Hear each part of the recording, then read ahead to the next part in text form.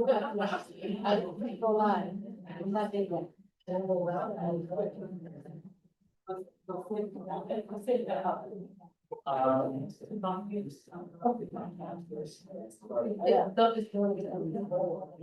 need my whole time. The password is on it, right? That's what doing it to cheat. So I live it doesn't. Oh, I see. You got them. They're live.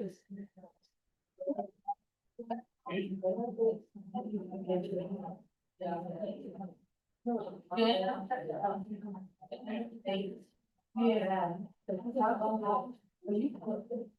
Welcome.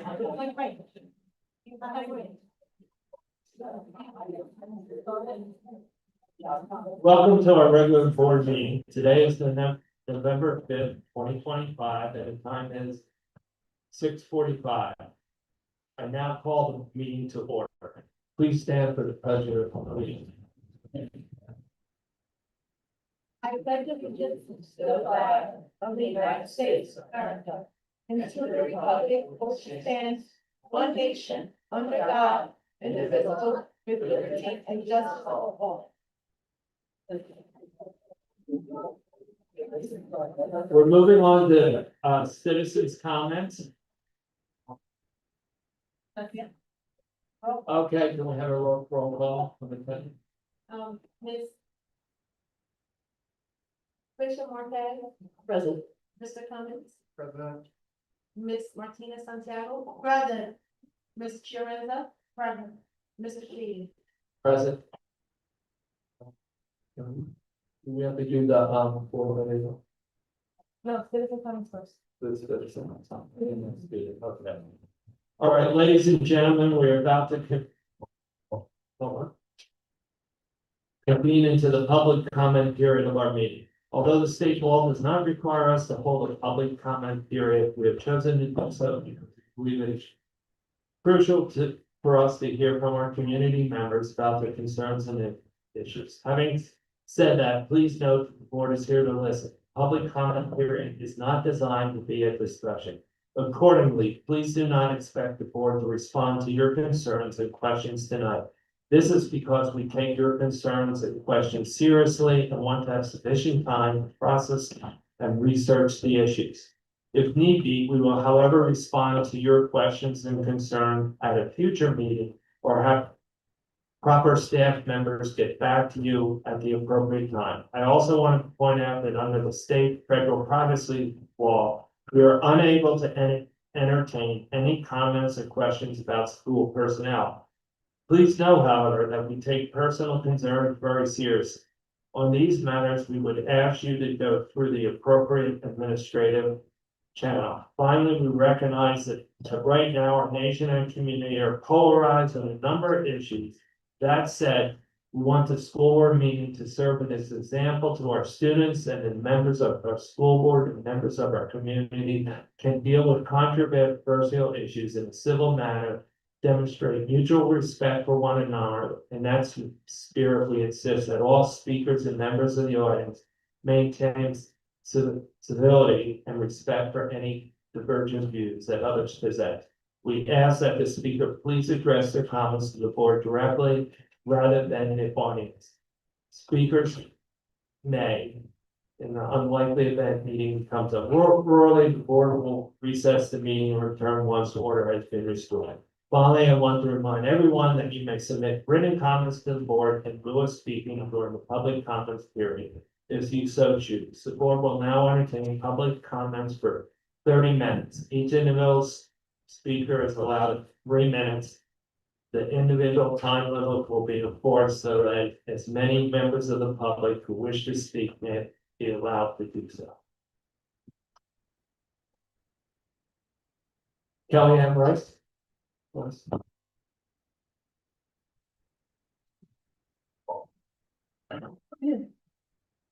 Good evening. Hold on. Am I on? Oh, you don't. Hold on, that's not my time. It's my mic's not working. We there? Hello? Another mic. Testing. Hello? Hi. Is she? Evening. One more. Hi, battery's good. Hi, thank you. Thank you, Bill. Good evening, Helena Norris, Lindbergh Road, Poughkeepsie. A few weeks ago, I inquired on why I have not yet seen a posting for a director of special education in OLAS.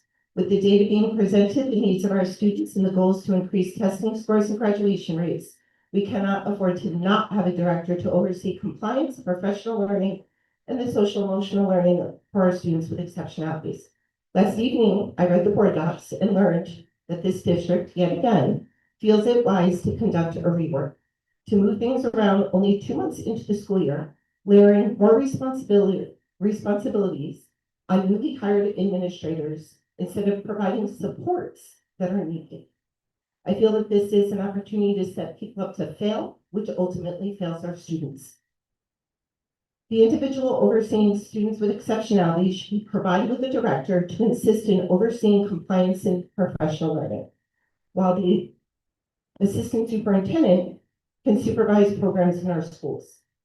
This will allow to have her present in schools to observe students in order to provide strategic supports and observe practice, so we offer the appropriate coaching and supports for classroom educators and safety. I recall the union representative for the teaching assistant speaking weeks ago about how her unit is in need of environmental and professional support so they can best serve the students. I do not believe this reorg will do anything to support such. And please do not believe that the coordinators will be able to observe and support in buildings. They're responsible for chairing large numbers of IEP meetings, which without their full attention and due diligence, well, those legal documents will not truly reflect who the student is, their performance, and ensure the appropriate programming is in place. Instead of another reorg, how about looking how the current organization is lacking in support, consistency, and resources? How about hiring paraprofessionals who can be trained to assist in classrooms and not just special education programs with reading groups on all levels? How about having whoever is now in charge of MTSS and AIS meeting with the other assistant superintendents and executive director of family and student engagement on a consistent basis to organize data, make intentional moves for students and families in the community? Because this, after all, is a community school. On the NICED website, pupil personnel services is defined as counselors, psychologists, social workers, attendance teachers, and nurses in an ideal position to protect the health and safety of all students. They are trained to evaluate factors that contribute to student difficulties with behavior and academic achievement. Our office at NICED can provide information on pupil personnel services. I do not believe that this reorg will meet the needs of our students.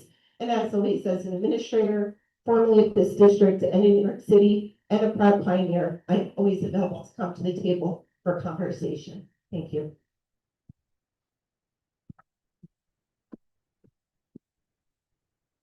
Nancy Campbell.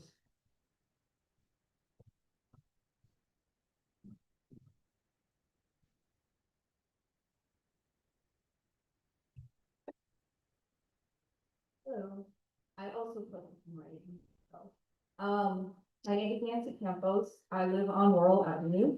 My daughter is a second grader at Krieger Elementary. We have been part of the district since she was in kindergarten. I'm an active parent and community member. I'm a troop leader for a Girl Scout troop made up primarily of kids in the district and have volunteered at various school and district-wide events. I am here today as a concerned parent. My daughter is part of the swim team that is contracted to meet at the Poughkeepsie Middle School at least twice a week. Our first time attending for swim practice, we were stopped by the security guards at the middle school. I was told that I could not enter the school with my daughter because of the school rule. I explained that this was our first time attending practice and my daughter did not know where to go and pointed to her so they would see how small she is. I offered to walk her to the pool to leave her with her coaches at least and come back, even though I felt very uncomfortable doing so as my daughter is only 6 years old. The guards insisted she would need to go on her own and that this was a safety issue. My daughter began crying, realizing that she would either need to go in by herself or have to skip practice. The guards still did not budge and offered to walk with her. My daughter does not know these men, and neither do I, so that was not an option. I was not the only parent there with a small child who had never been there before. We were all told we could not go in.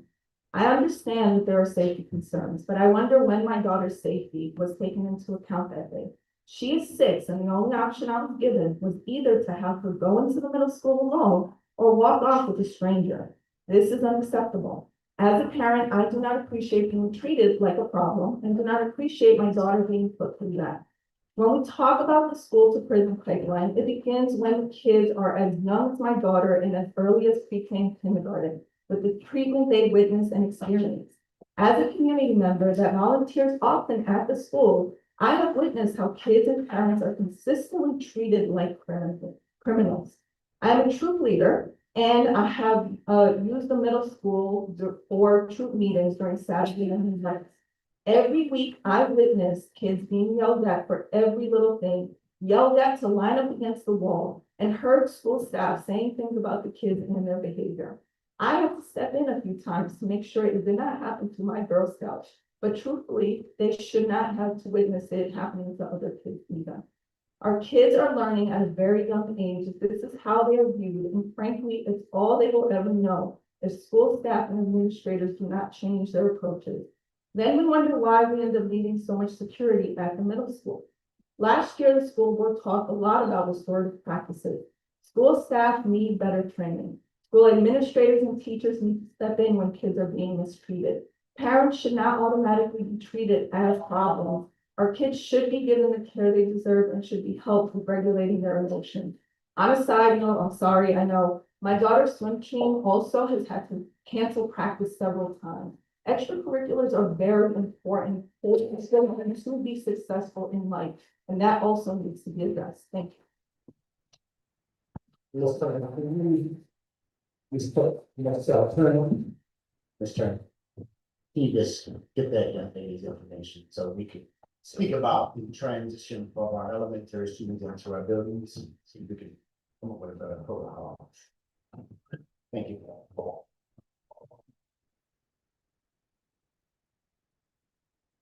Seeing no other speakers, we're now going to the Board of Education report. Board of Education. Oh, I'm sorry, Mr. Mott. Mr. Mott first. You first. Oh, sorry. Thank you, Board Budget President. second. Oh, thank you so much for the introduction.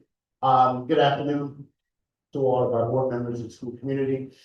We have 3 items on our superintendent report this afternoon or this evening we want to share with you. But before we get into the actual reports, I want to take a few minutes just to recognize a few people who really aided and assisted us with our preparation this summer with 3 major initiatives that the district partook in, which was the elementary reconfiguration, the adoption of transportation, and also our capital improvement project that took place this summer, and all the needs that was needed in order to be prepared to receive faculty and staff on September the 5th and students as well. So I have superintendent awards that I want to give out today. There are some individuals in the audience I see that will be recipients today, and that was the perfect opportunity to just to say thank you, just to be recognized. Sometimes folks who do the hardest work, sometimes are overlooked. And this is just an opportunity to take about 10 minutes to recognize those individuals who assisted the district in getting ready to open up school. I want to read your certificate so that you all will know exactly what these individuals are being recognized for. It is a superintendent's certificate of appreciation, and it reads as follows.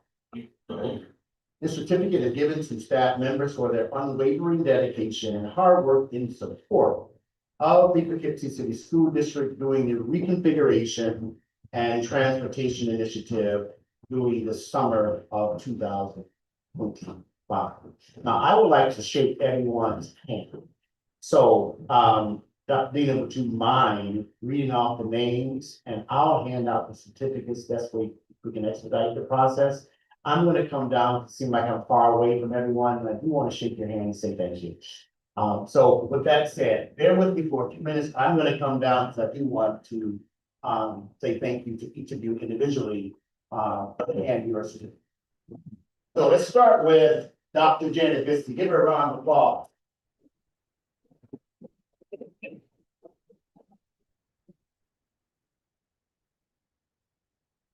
Dr. Bisty. Very, need you on the mic.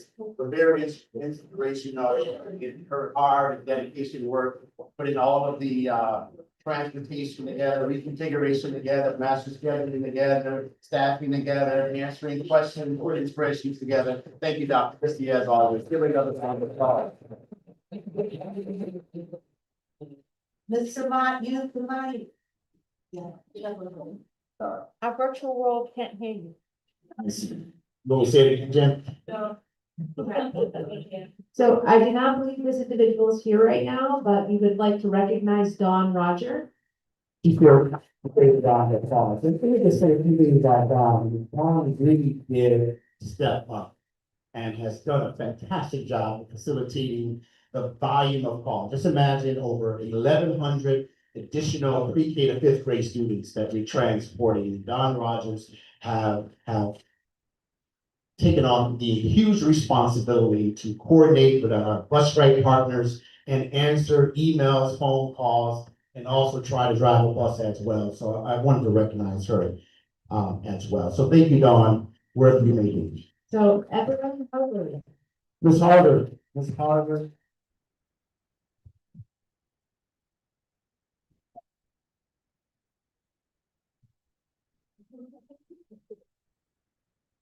Ms. Harvard is our point person of one of our individuals that work in our central registration. So you'd be surprised how many ideas and procedures that we currently are implementing that just, Ms. Rogers just has it just in my office said, why don't we try this system up? And lo and behold, that is the idea that we're doing. So never take anyone for granted. So I wanted to really say thank you very much. So congratulations. Ms. Hannah Wilson. Ms. Wilson, we can answer in that time. Now, the whole Ms. Wilson don't like recognition, but take your recognition for being what they call, I don't know if I get the microphone. They say that jack of all trades. You know, my mother was one of those individuals. I said, "Where's your job title?" She said, "I don't know, work." So that's Ms. Wilson. So thank you very much. Viviana Espinoza. Viviana is another one of those individuals in our central registration office.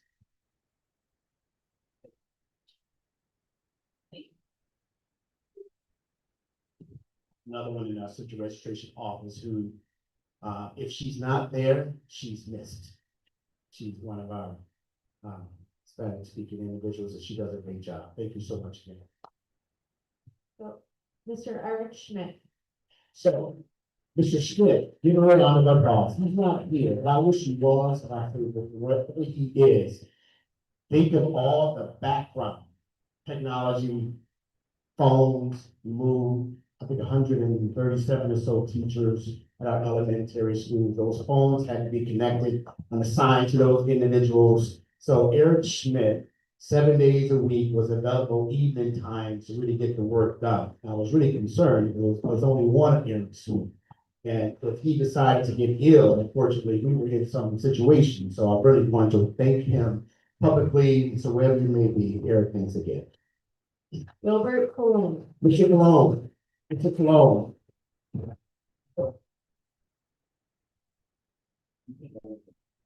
I know some of the board members are probably saying speed it up. Mr. Cologne, thank you so much, man. I appreciate everything.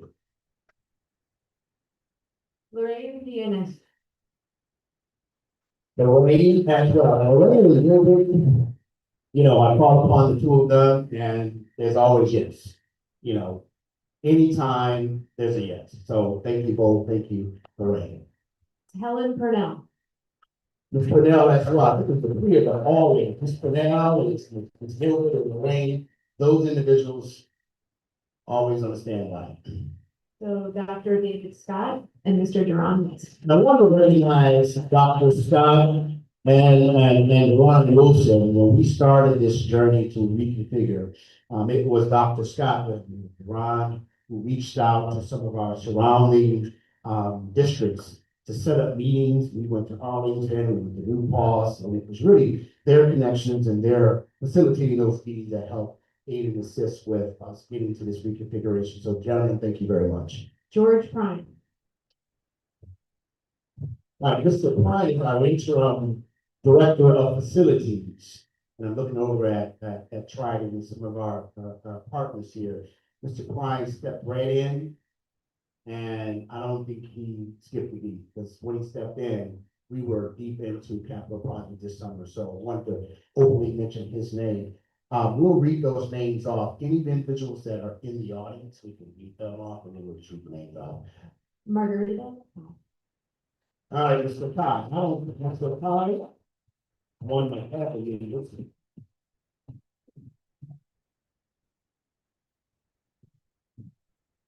Mr. Kai can be a force, and we tell you, it was needed. To get the buildings open, and her work doesn't go on. Doesn't go question. So thank you so much for all you do every day. Capital, budget, transportation oversight, and everything in between that you and I talk about. So thank you very much. We're just about concluding here. So we're gonna expedite the process. How about we just read off the individual names? Yes, and then I'll share something about each of them there. So Leroy Ashley. Greg Black. from Black, Dan Barron. Tyrone Brown. Lloyd Daly. Clyde Douglas. Chris Duffy. Anthony Elting. Darrell Green. Marcus Hazard. Tina Jackson. Shamar Johnson. Vince Kovacs. let's go back. Come on up, let's go back. You took time out of your evening to come. Let's give him a huge round of applause. If he decides to come.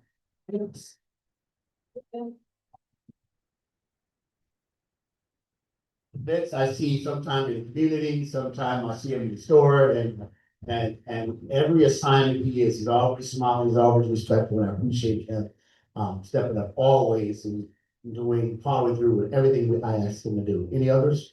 So I'm gonna read through all of them, okay? So we have Thomas Kugler. Brian Hughes. Charles Smith. Jennifer Smith. Jason Snyder. Derek Stewart. Craig Tart. Frank Taylor. Irene Tillman Green. Crystal Tillman. Christina Tillman. Jeremy Wilson. And Mike Zowley. All right, let's give him a round of applause. Thank you all for your patience in the process. And remember, it's never enough time to say thank you. And this was the opportunity to say thank you. Each of these individuals were provided an invitation to come. Sometimes it's difficult in the evening time, but those who are here, appreciate you taking time out of your schedule. I'm going to move into the next section of this superintendent report. But before I get to my seat, just give me some time with another round of applause, baby. Thank you.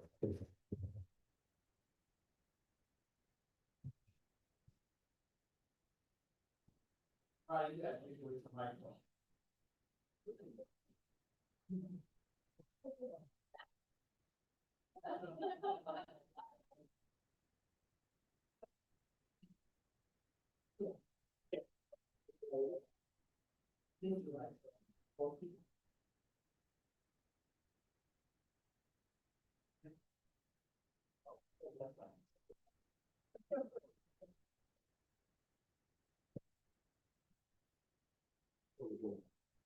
next we have our capital project update. And I hope that the board community at large are able to kind of review the PowerPoint presentation or look forward to the PowerPoint presentation. I reflect back on my early years here in Poughkeepsie, and this felt like every other day there was an issue with our business. It was a roof leak, it was an outing, it was a boiler going on, it was electricity. They're no heat in a particular room. And to sit and review, have a discussion on November 5th, reflecting back on those years. I hope you all enjoy the presentation and the update that's going to be provided by Mr. Kevin this evening. And Mrs. Tori, right now, I'll turn it over to you. Thank you very much, Matt. And I want to also introduce the other team members that are here today. My name is Kevin Sawyer. I'm with Triton Construction, we are the construction managers. On my right, I have Jim Brancanto, who's also with Triton Construction. The reason why we brought Jim is because he's the man behind the curtain. He's been working here on site in the school district for a couple of years now. This is my first through multiple phases of the construction project. So I thought it was appropriate for the board and community to get a chance to see him and acknowledge him and all the support and help that he's given us. We also have Jason Maraca from CPL Architects here on the left. And we're going to go and talk to you a little bit today about the construction projects, status report on things we've completed, some design, some things that are in design and planned work. There's some paperwork in front of you today for some, I believe, for approvals for some of our recommendations for awards, for some contracts. We'll talk a little bit about that. And then a little bit more about things to come, okay? So I thank you all for this opportunity to meet with you once again, and we hope to continue to do this throughout the school year and years to come as we complete your bond project. So I'm going to start off with the first page, which you should be familiar with because you've seen some of this information before a lot.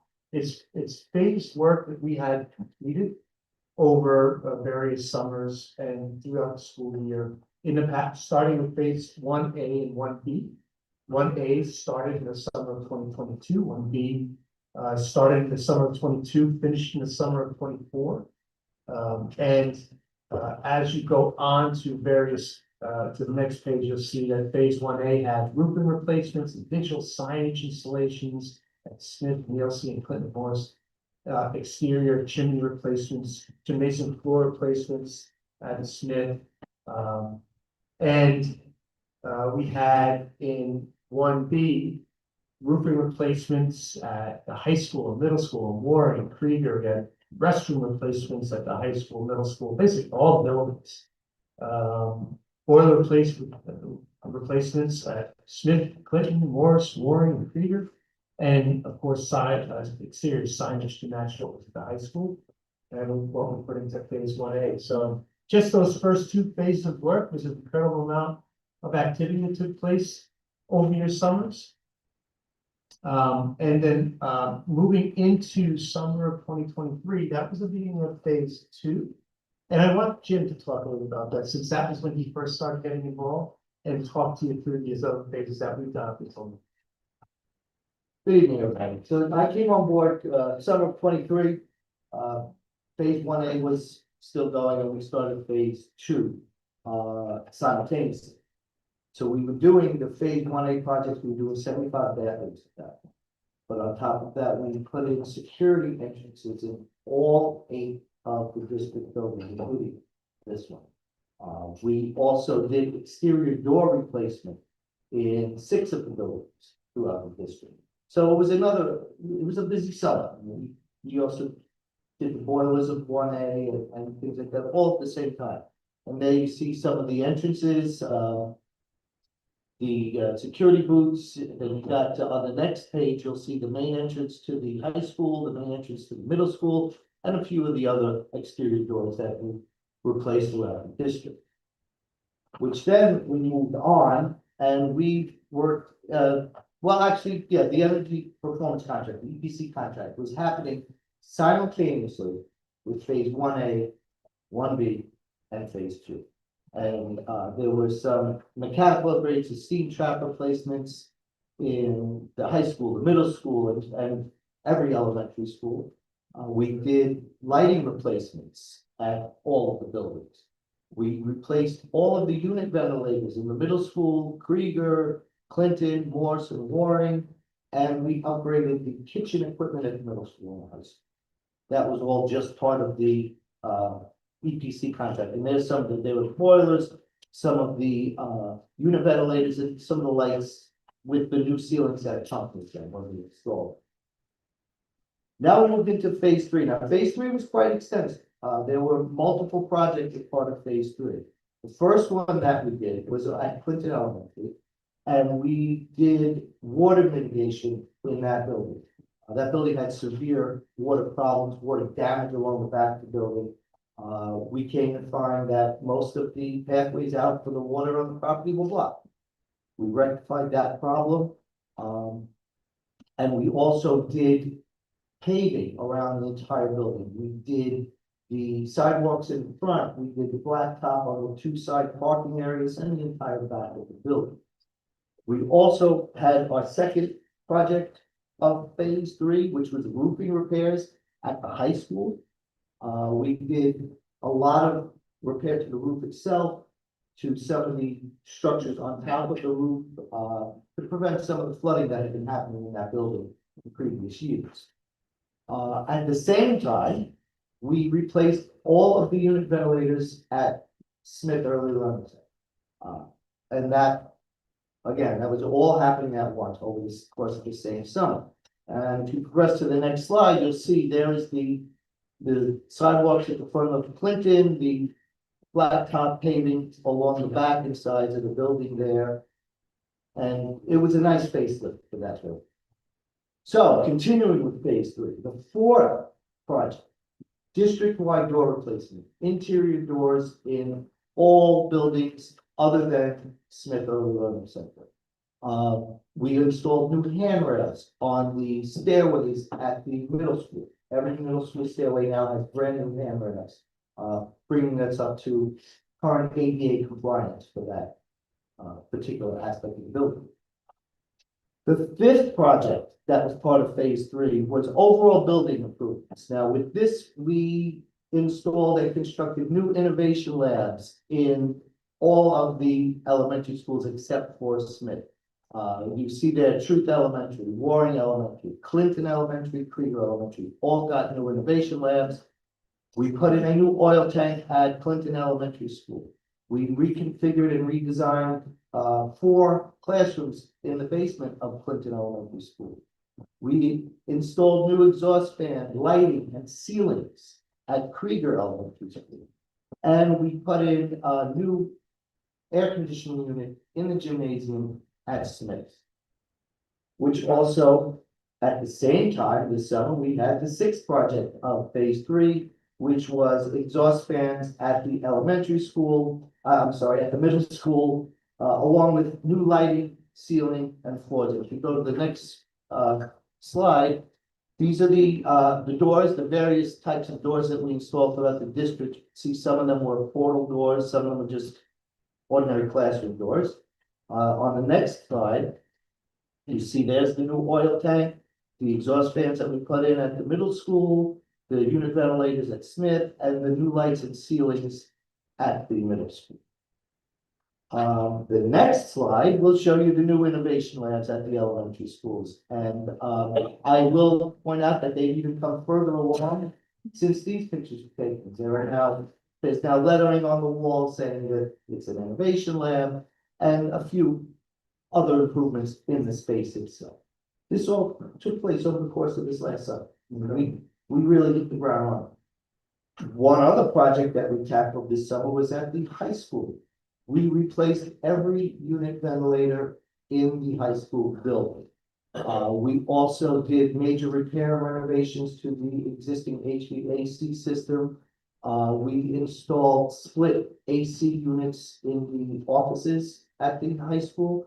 And we abated and replaced over 50% of the floors in the building. You will see some of that on the next slide. There are some of the floors, the ceilings, and just give you a general idea of the work that went on in that building. We also started phase 4 this summer. This summer for phase 4, we did a couple of other split HVAC units with their associated ductwork and new ceilings at the high school, Warren Elementary School, Clinton Elementary School. We renovated the bathrooms in the kitchens at the middle school and the high school. We also installed new stairwell heating units at Truth Elementary School. And then we did site work throughout the district. Most of it was at Krieger, where we replaced the rear stairs and the side entry stairs. But we also did some site work at Warren, and we gave you a brand new retaining wall at Clinton Elementary School, which you will see on the next slide. The two outer pictures, there's the new retaining wall. There's some of the site work that we did at Krieger, and one of the hallway heating units at what was Morrison is now Truth Elementary. We are still going on with phase 4. Phase 4 continues now, even while school is in session. We are in the high school renovating, doing a complete renovation of the auditorium. And we are also building an innovation lab in the high school as well as the middle school. Which will be on the next slide. But before we get to the next slide, I'll say the remaining work in phase 4. Once we complete the auditorium work at the high school, which is scheduled to be completed at the end of December, we will move into the auditorium at the middle school, and we will start that. We will start that in January, and hand that over probably at the end of the summer for the next. We're also going to, as soon as the swim season is over, come April, May, we are going to be moving into the pool room. We're not doing anything to the pool itself, but we are renovating the entire room around it. The vintage 1950s tile will be replaced with a more modern look. We will also be totally renovating the showers downstairs in the pool locker rooms. So that is all going to start in April. Which, if you go to the next slide, there is the work that's underway currently. The high school auditorium and the 2 innovation labs at the high school and the middle school. And I will now turn it over to Jason Larato from CPL, and he will hit on a few of the upcoming projects that we have. Yeah, thank you. Before we do that, I just want to take a moment for everybody to absorb what you just said in the last 10 minutes. Tens of millions of dollars, hundreds and hundreds of workers, an unbelievable coordination between the construction and the administration to make this happen. There were a lot of people involved, and Mr. Mott have recognized a lot of them today. But I gotta tell you, this doesn't happen everywhere. This was an unbelievable exercise this past summer. Don't want to do it again. Moving forward, we're going to think about how we're going to space some things out so that the summers can be a little less stressful. But I can tell you that everybody worked as a team. We all had one goal in mind. That was make sure that we built safe and healthy environments and make sure kids walk in the doors September 1 or whatever that first day of school is. They're ready to go. So I'm very, very proud of what we've accomplished this past year. Thank you. Yeah, so Kevin says, he doesn't want to do that again, although next summer is going to be pretty busy too. The first item of what's to come is the Facilities and Transportation Building at 11 College Avenue, which I believe Kevin mentioned it before that you have the recommendation for award for the contractors for that one in front of you for tonight. The plan is for that to start construction in December, hopefully. I just want to tell the board, that's the wall. The contract is in front of the wall.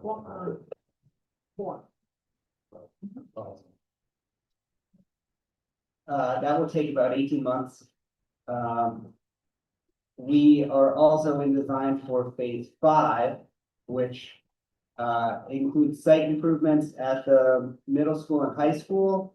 And then ceilings and floors at the middle school, high school, Warring Elementary and Clinton Elementary. This should complete almost all of the floors and ceilings that haven't been done already in the previous phases. There are a few spaces that have been set aside, such as like shop class in the middle school or high school that won't get new floors, but almost every other floor and ceiling will be done by the end of next summer. Phase 5 work will be completed next year, summer 2026. And then we are in design right now for work on this building, the Jane Bolin Admin Building, for an elevator addition, some roof repair and replacement, and ventilation improvements. I actually left something out. We started work on an elevator addition at Clinton this summer as well, and we are continuing that through the winter. And we'll bring that through next summer. That will be ready at the end of summer of 2020. Since you mentioned it, Yes, I was at this meeting first. Are those minutes public, the one you took that had more detail? No? Yeah, didn't you take the AI, sort of the new tool, but we have a new tool that we recorded the meeting with. And when you read them, it's actually readable. right. The minutes are readable, the comments are readable, and I was just looking if we could make them public, because it's, so people could see them. But that brings me up to the real question. Mr. President, I just want to clarify, you were speaking to a committee meeting? That's notes, right? Yeah. Okay, so those notes are public All right, and should be shared publicly. so, but I came up with, this is the real, why are we doing the administration building before we're doing the RI Learning Center? Having worked there, I've watched them carry the wheelchairs up the steps. So why is that before the RI Learning? What he's referencing is the ADA access and elevator being installed here at the Jane Bolin building. And there's a need at Warren and Smith, so you can make reference it. We recently, at Smith, we recently hit what's called the maximum cost allowance, which is the most amount of money we could spend on construction in a single building in a 5-year period. We topped out at Smith, so we had the plans for that elevator ready to go. Unfortunately, they had to be put on hold until that resets, which will be roughly around June of this year. 2026. 2026, right, sorry. Also at the other building, Warren, we had started to design that, and that got delayed because we're also now redesigning that parking lot in the back, which is where we're going to place that elevator. So it delayed that plan. They are both still in the works. Thank you. Are there any other questions on the board? I don't know the presentation, but I don't think the presentation was over. No, well, we were about to hit the question period, which would be the next slide. There you go. I read ahead. I That's okay. That's okay. Thank you so much. Thank you so much for the work that's been done in each of these phases.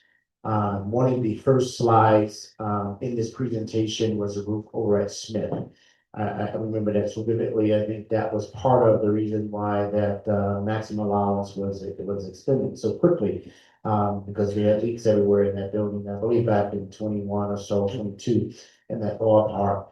We look at the transformation of all of our buildings, and Mr. Sawyer can underscore that point enough, how from then to now, in the amount of energy, work, improvements, updates that has taken place, and yet so much to do.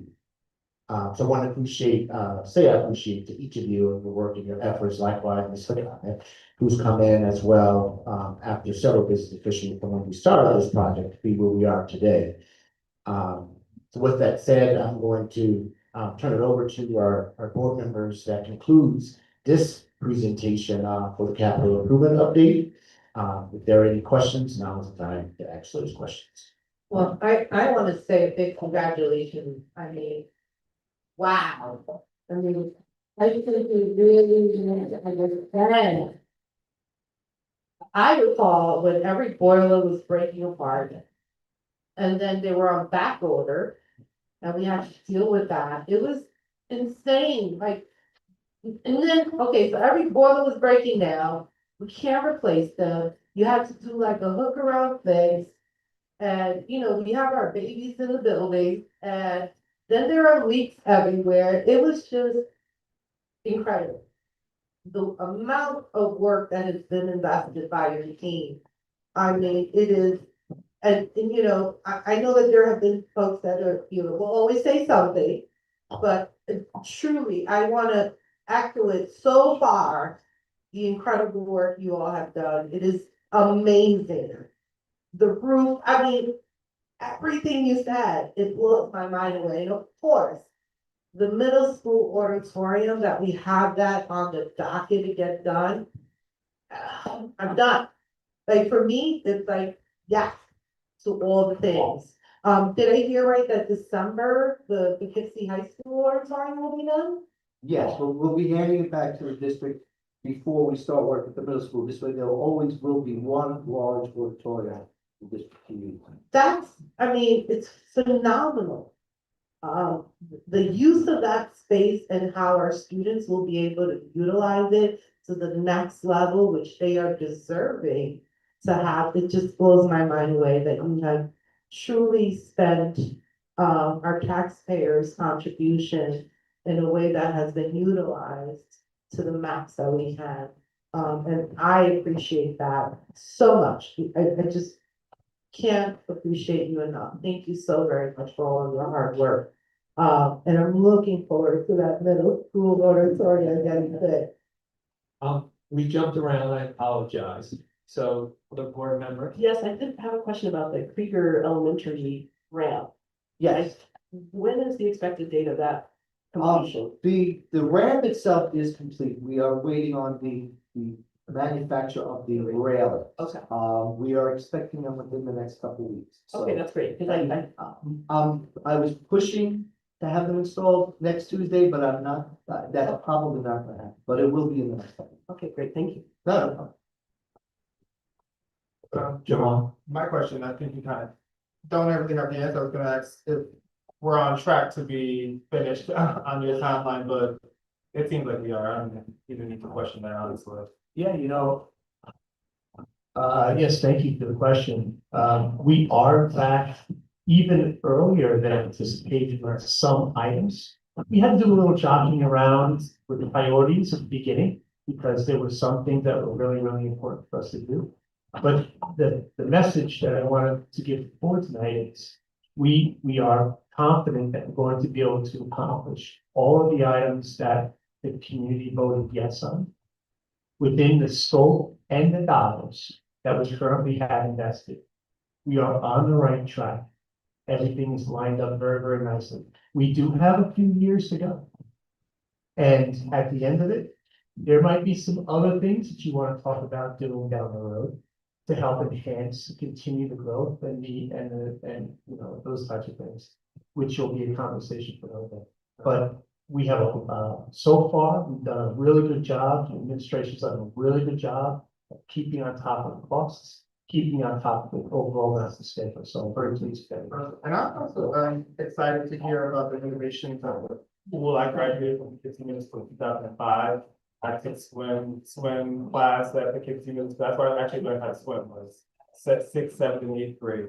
My nephew is currently a student at Poughkeepsie Middle School. Unfortunately, they don't swim anymore as a part of gym class. So I'm just wondering what the need to renovate middle school, the need to renovate the pool, the shower, the our students are using, who uses the pool?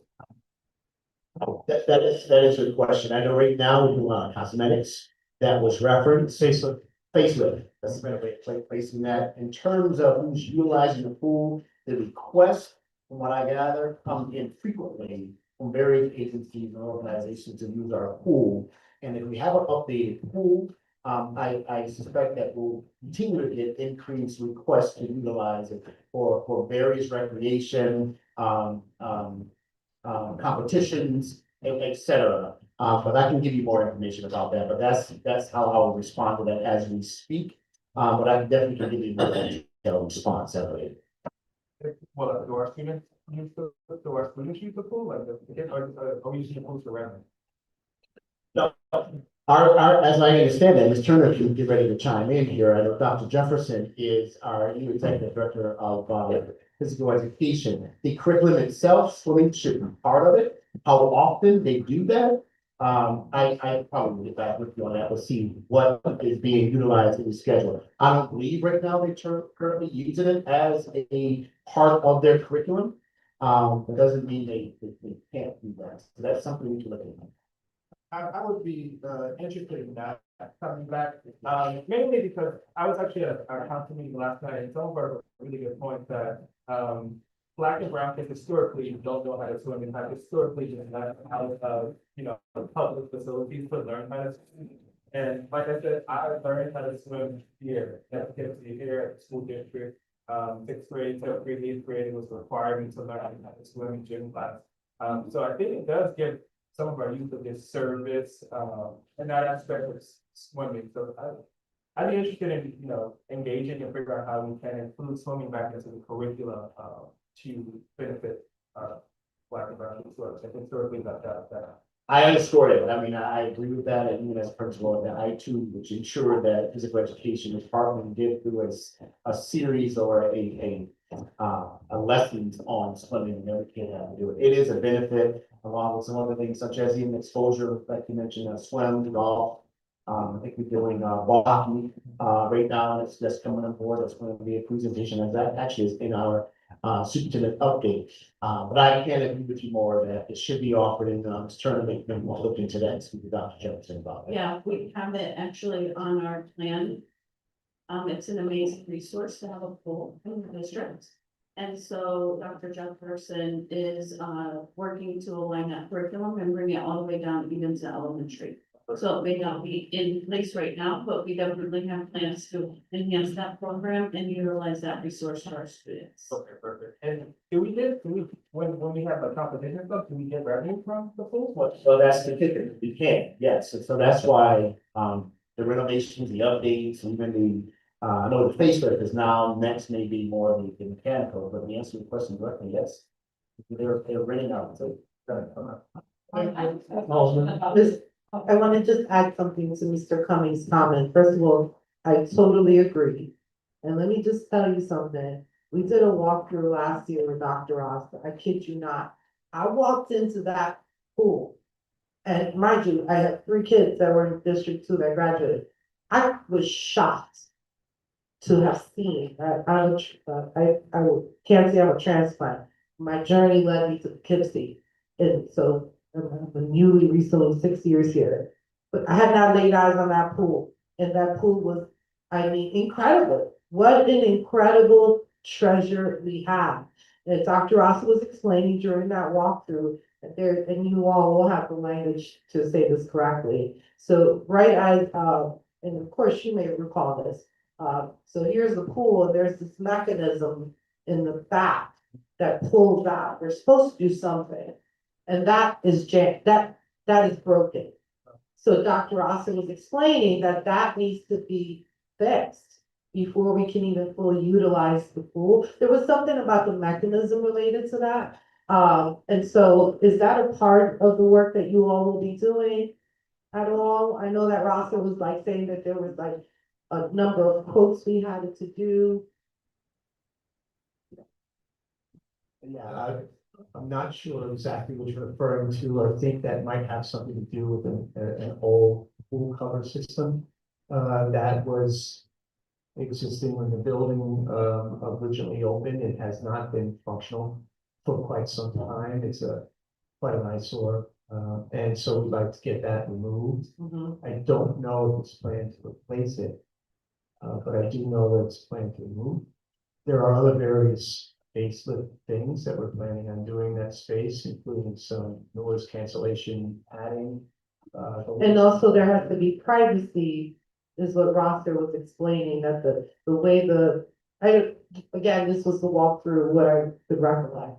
But the layout of the bathrooms were in such a way that, had needed repair so that it increases privacy for students. Yeah, so obviously restroom facilities are a hot topic nowadays and how they are best utilized by the students. So there's renovations that'll be done in regards to that, as well as showers, things, as well. The restrooms in the locker rooms were actually already done. We installed one bathroom in both the boys and the girls that are single user, handicap accessible with a door that closes for privacy.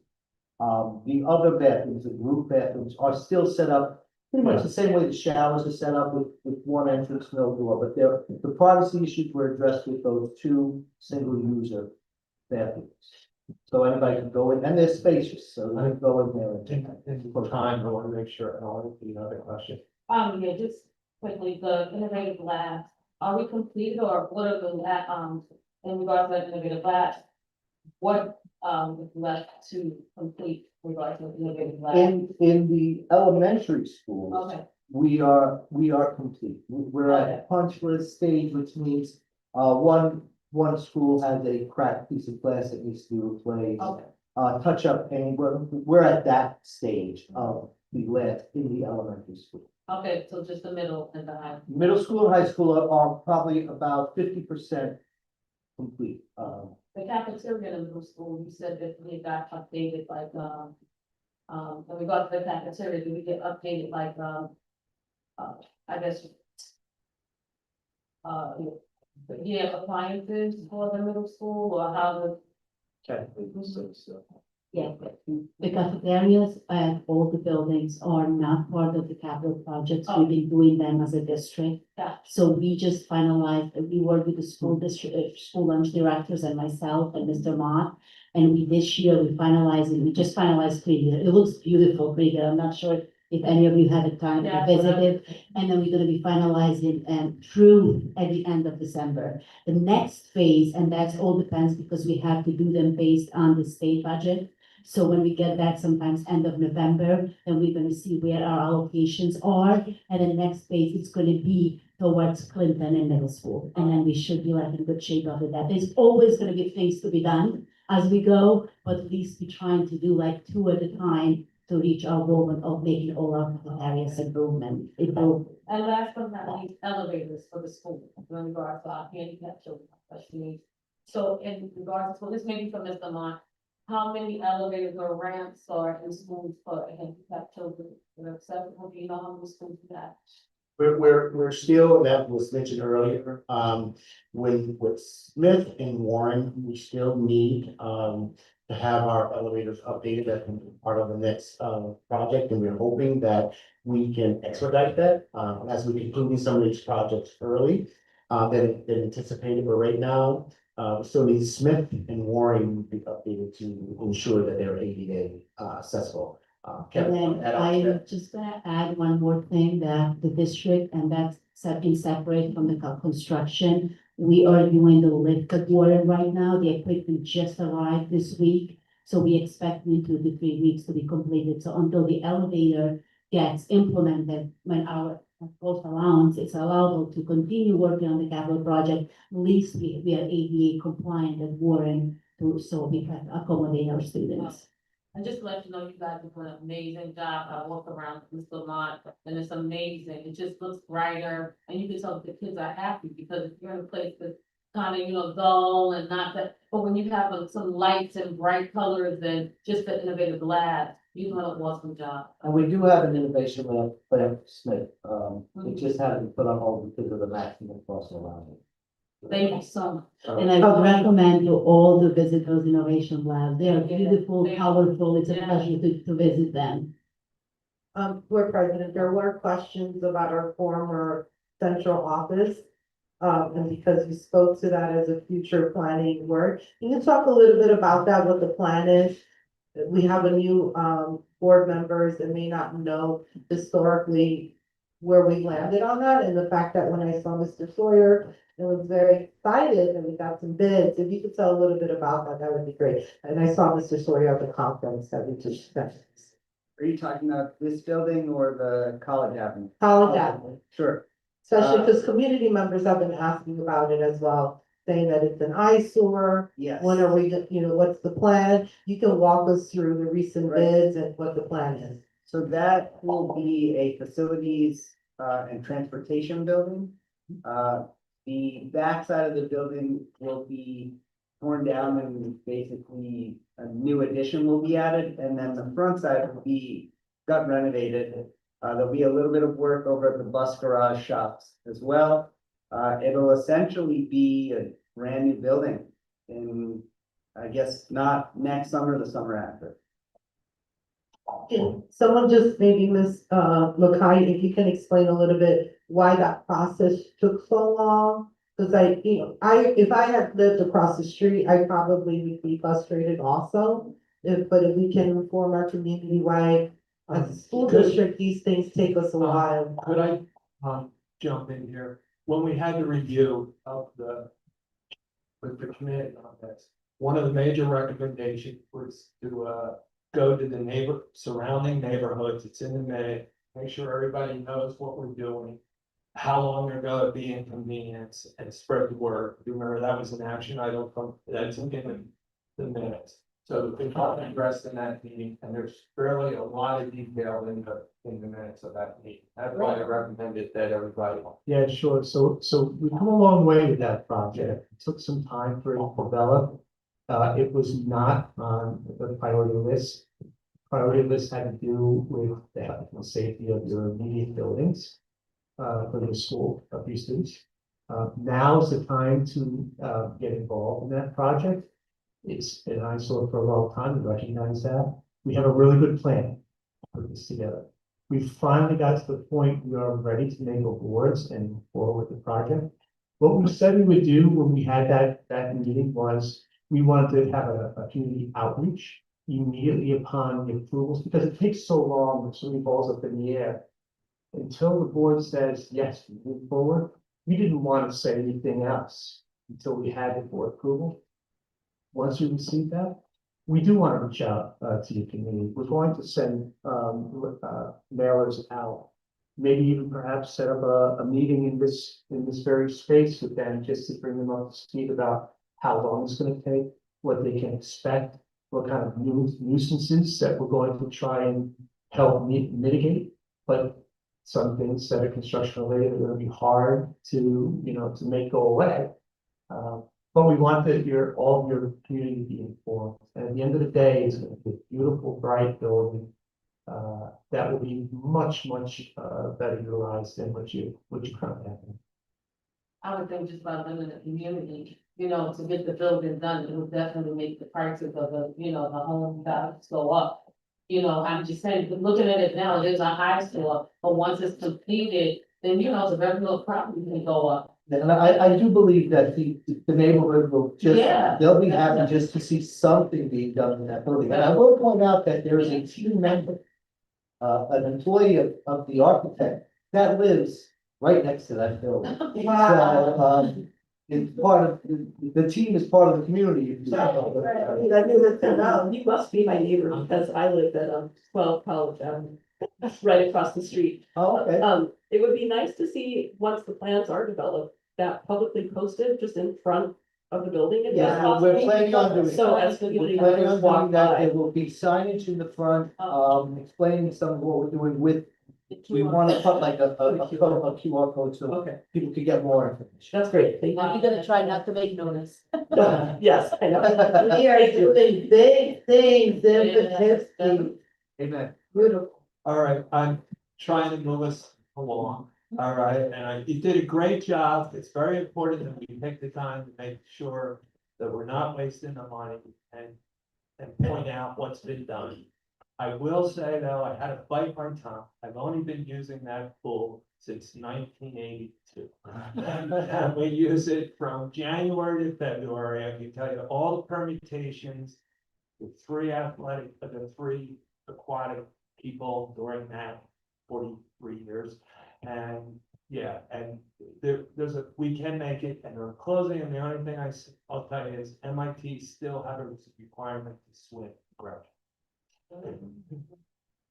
So with that said, we can move on to the next presentation. We can move on. Let me just say one more thing, though, Becky, if you don't mind, just display for us, we have created a capital improvement website on the district website, under information, you can find it under capital improvement.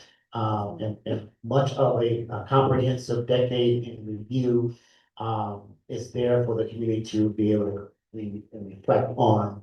The community's investment and work has been done by our construction partners. So once again, thank you, community. It is a time to celebrate this in particular. Thank you, gentlemen, Ms. Mackay, for your attention to details this evening. Let's give them a round of applause. Thanks, thank you. Thank you. Thanks, everybody. You are so welcome. You're so welcome. Thank you. Quickly, next on the agenda is the district, what I'll call reorg. And I'm going to just briefly, speak to this. I'm not going to go over every slide. If there was an opportunity to provide each department with additional support, in particular our office with exceptionalities, that will be done. I do believe it's one of our highest need departments. And we have several compliance areas we want to make sure we address. And we will revisit each of our departments and our organizations and effectiveness of our departments as we move into the springtime. What you have in front of you now is rationale and each assistant superintendent's body of work in their departments. But in essence, there's only one major change in this reorg on November 5th, and that is moving the Office of School Engagement and giving that executive director responsibility of community schools over to the Division of Instruction. There's been a lot of discussion regarding support for the Office of Exceptionalities, which I agree should be a focus, but I'm hesitant to recommend any additional administrators to hire at this point in time, given the uncertainty that the district is going to face potentially with our finances as we enter the springtime. We are in a government shutdown now. I do know, and some of the other colleagues partook in a session that provided us with an overview of the federal recommendations. For example, recommendations to reduce titles 1, 2, 3, IDEA. If those things come to fruition, my concern would be that we're laying off potentially in the springtime. I don't want to get into that just yet. So this is an opportunity to provide support by minimizing or reducing some of the oversight and responsibility. And it's not something we take lightly, but given the need of that department, therein lies what we're presenting today. So in short, what I want to propose is what I've already stated. It's simply moving the Department of School Engagement under the leadership of under the Division of Instruction, and we can revisit each department, each position as we get more clarity from our federal grants, our state budget. What happened at the federal level will have a ripple effect from state. So being frugal, being cautious, while also providing support. And that, in short, is the reason for a November 5th presentation on a reorg. It's not a reorg of each department, but instead of providing just simply the departments that were affected, you have in front of you each of the departments, so you can have a visual of those departments. So it's not as expensive as it may seem. With that said, Becky, I'm going to fast forward to the slide that just gives the hierarchy of the presentations. And then I'll speak to those, starting with the office of the superintendent. And then I'll open up a question and answer period. So what we are proposing here, you'll see under this office of superintendent, is a change or retitling of assistant superintendent of personnel and special services. And in addition, one of the things I want to add to that narrative that I just shared with you, this board have requested, and I agree with, that we are in discussion to finalize a special education audit to look at our programs, our continuum of programs, our staffing, our students, placement, how we facilitate our CSE meetings, our funding, how we utilize our funding, the number of staff members that are assigned to those grants. And once that audit is concluded, we fully anticipate that will take place sometime in the middle of February. And we fully anticipate that we'll receive recommendations. Once we receive those recommendations, if those recommendations, along with our assistant superintendent, agree, along with myself, that additional FTEs or administrative staff are needed for that department, those recommendations we will consider to bring forward to the board for consideration. I wanted to add that as well, because before, again, we move forward to hiring additional positions, we want to keep in mind the uncertainty of our physical outlook, along with the external audit of our special education department that will provide some recommendations to us. So this slide in front of you is the office of superintendent. And it's the same, it's a retiling of the assistant superintendent, group personnel and special education. Next slide. Starts. Likewise, the division of instruction, everything remains the same as stated, with the addition of the executive director of student engagement. That work really entails attendance, that we want to focus on community schools that I mentioned, student discipline, safety, security. Those areas align best with the vision of instruction. The assistant superintendent of schools will be the one addressing those questions from a building principal in the event that comes about. So that's why it was placed under the vision of instruction. The office of Mr. Mott, I think in order to follow a little more, what I'm hearing is that one position, or rather a part of the organization that once existed, that we're now deciding to pull it apart and assign to different parts, other divisions. So I just want to clarify that to follow. No, I appreciate that clarity. If you go to the next slide, Becky, I'm going to get to Ms. Martinez's question here. I have a slide that reflects that. Human Resource Department remains the same. There's no difference. The Office of Family and Community Engagement, that was formerly that office, had responsibility for special education, school engagement, and community schools. What I'm proposing is to combine community schools under the auspices of school engagement, and taking school engagement department and moving it to be under the supervision of division of instruction, freeing up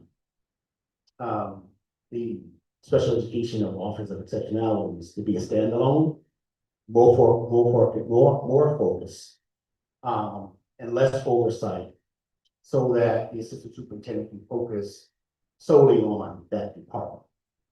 And in addition to that, we approved a fourth coordinator to aid and assist in this work.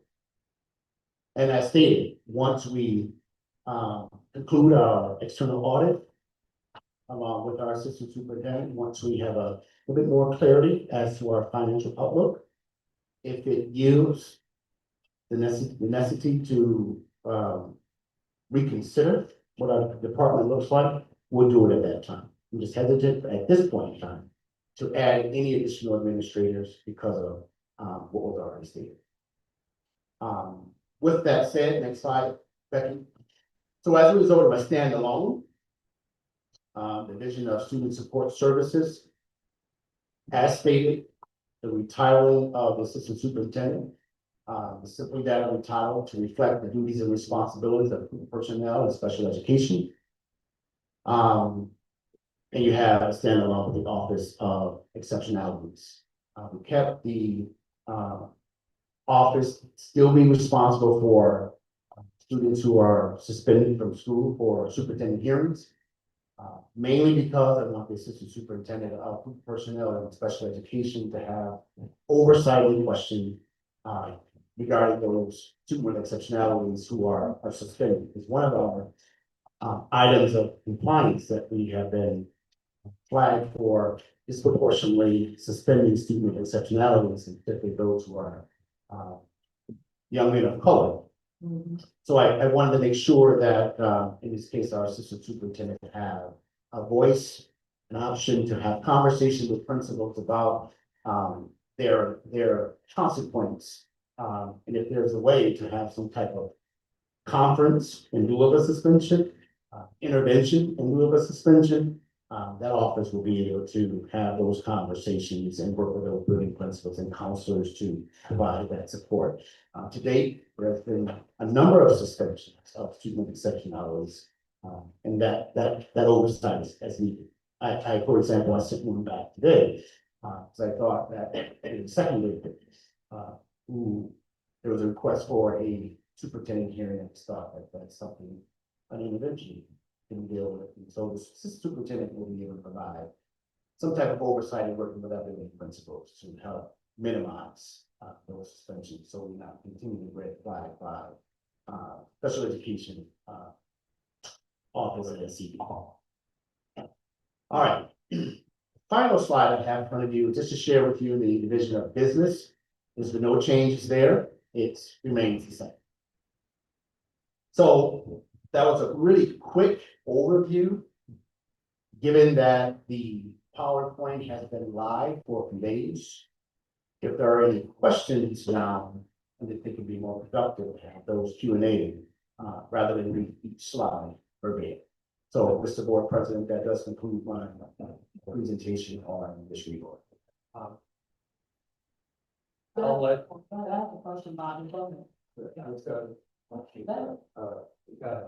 Okay, I have two separate questions. One is on the role of operational effectiveness and multilingual education. I feel like those two things are not necessarily aligned in one position. Is there an opportunity to, put multilingual education under the division of instruction? And then the second question is related to the division of student support services. Seems like there is a pretty good opportunity to align school nursing, since it is a pupil personnel service title, with this division of student support services, also in service of our students with special needs. I would love to address that question. Thank you very much for both of those questions. So back and before you both came on board, we did provide the board with an explanation and rationale why the Executive Director of Operational Effectiveness and Multilingual Education remained with Dr. Medina, mainly for stability at the time. New department, totally anticipate in this spring that department will shift. But for continuity, we want to keep it the same for at this moment. That's really the only reason for consistency, continuity, and stability of that department, given the newness of it. Your question regarding nurses, very well taken. Again, that will be considered as well. I didn't want to make a whole lot of wholesale changes November 5th.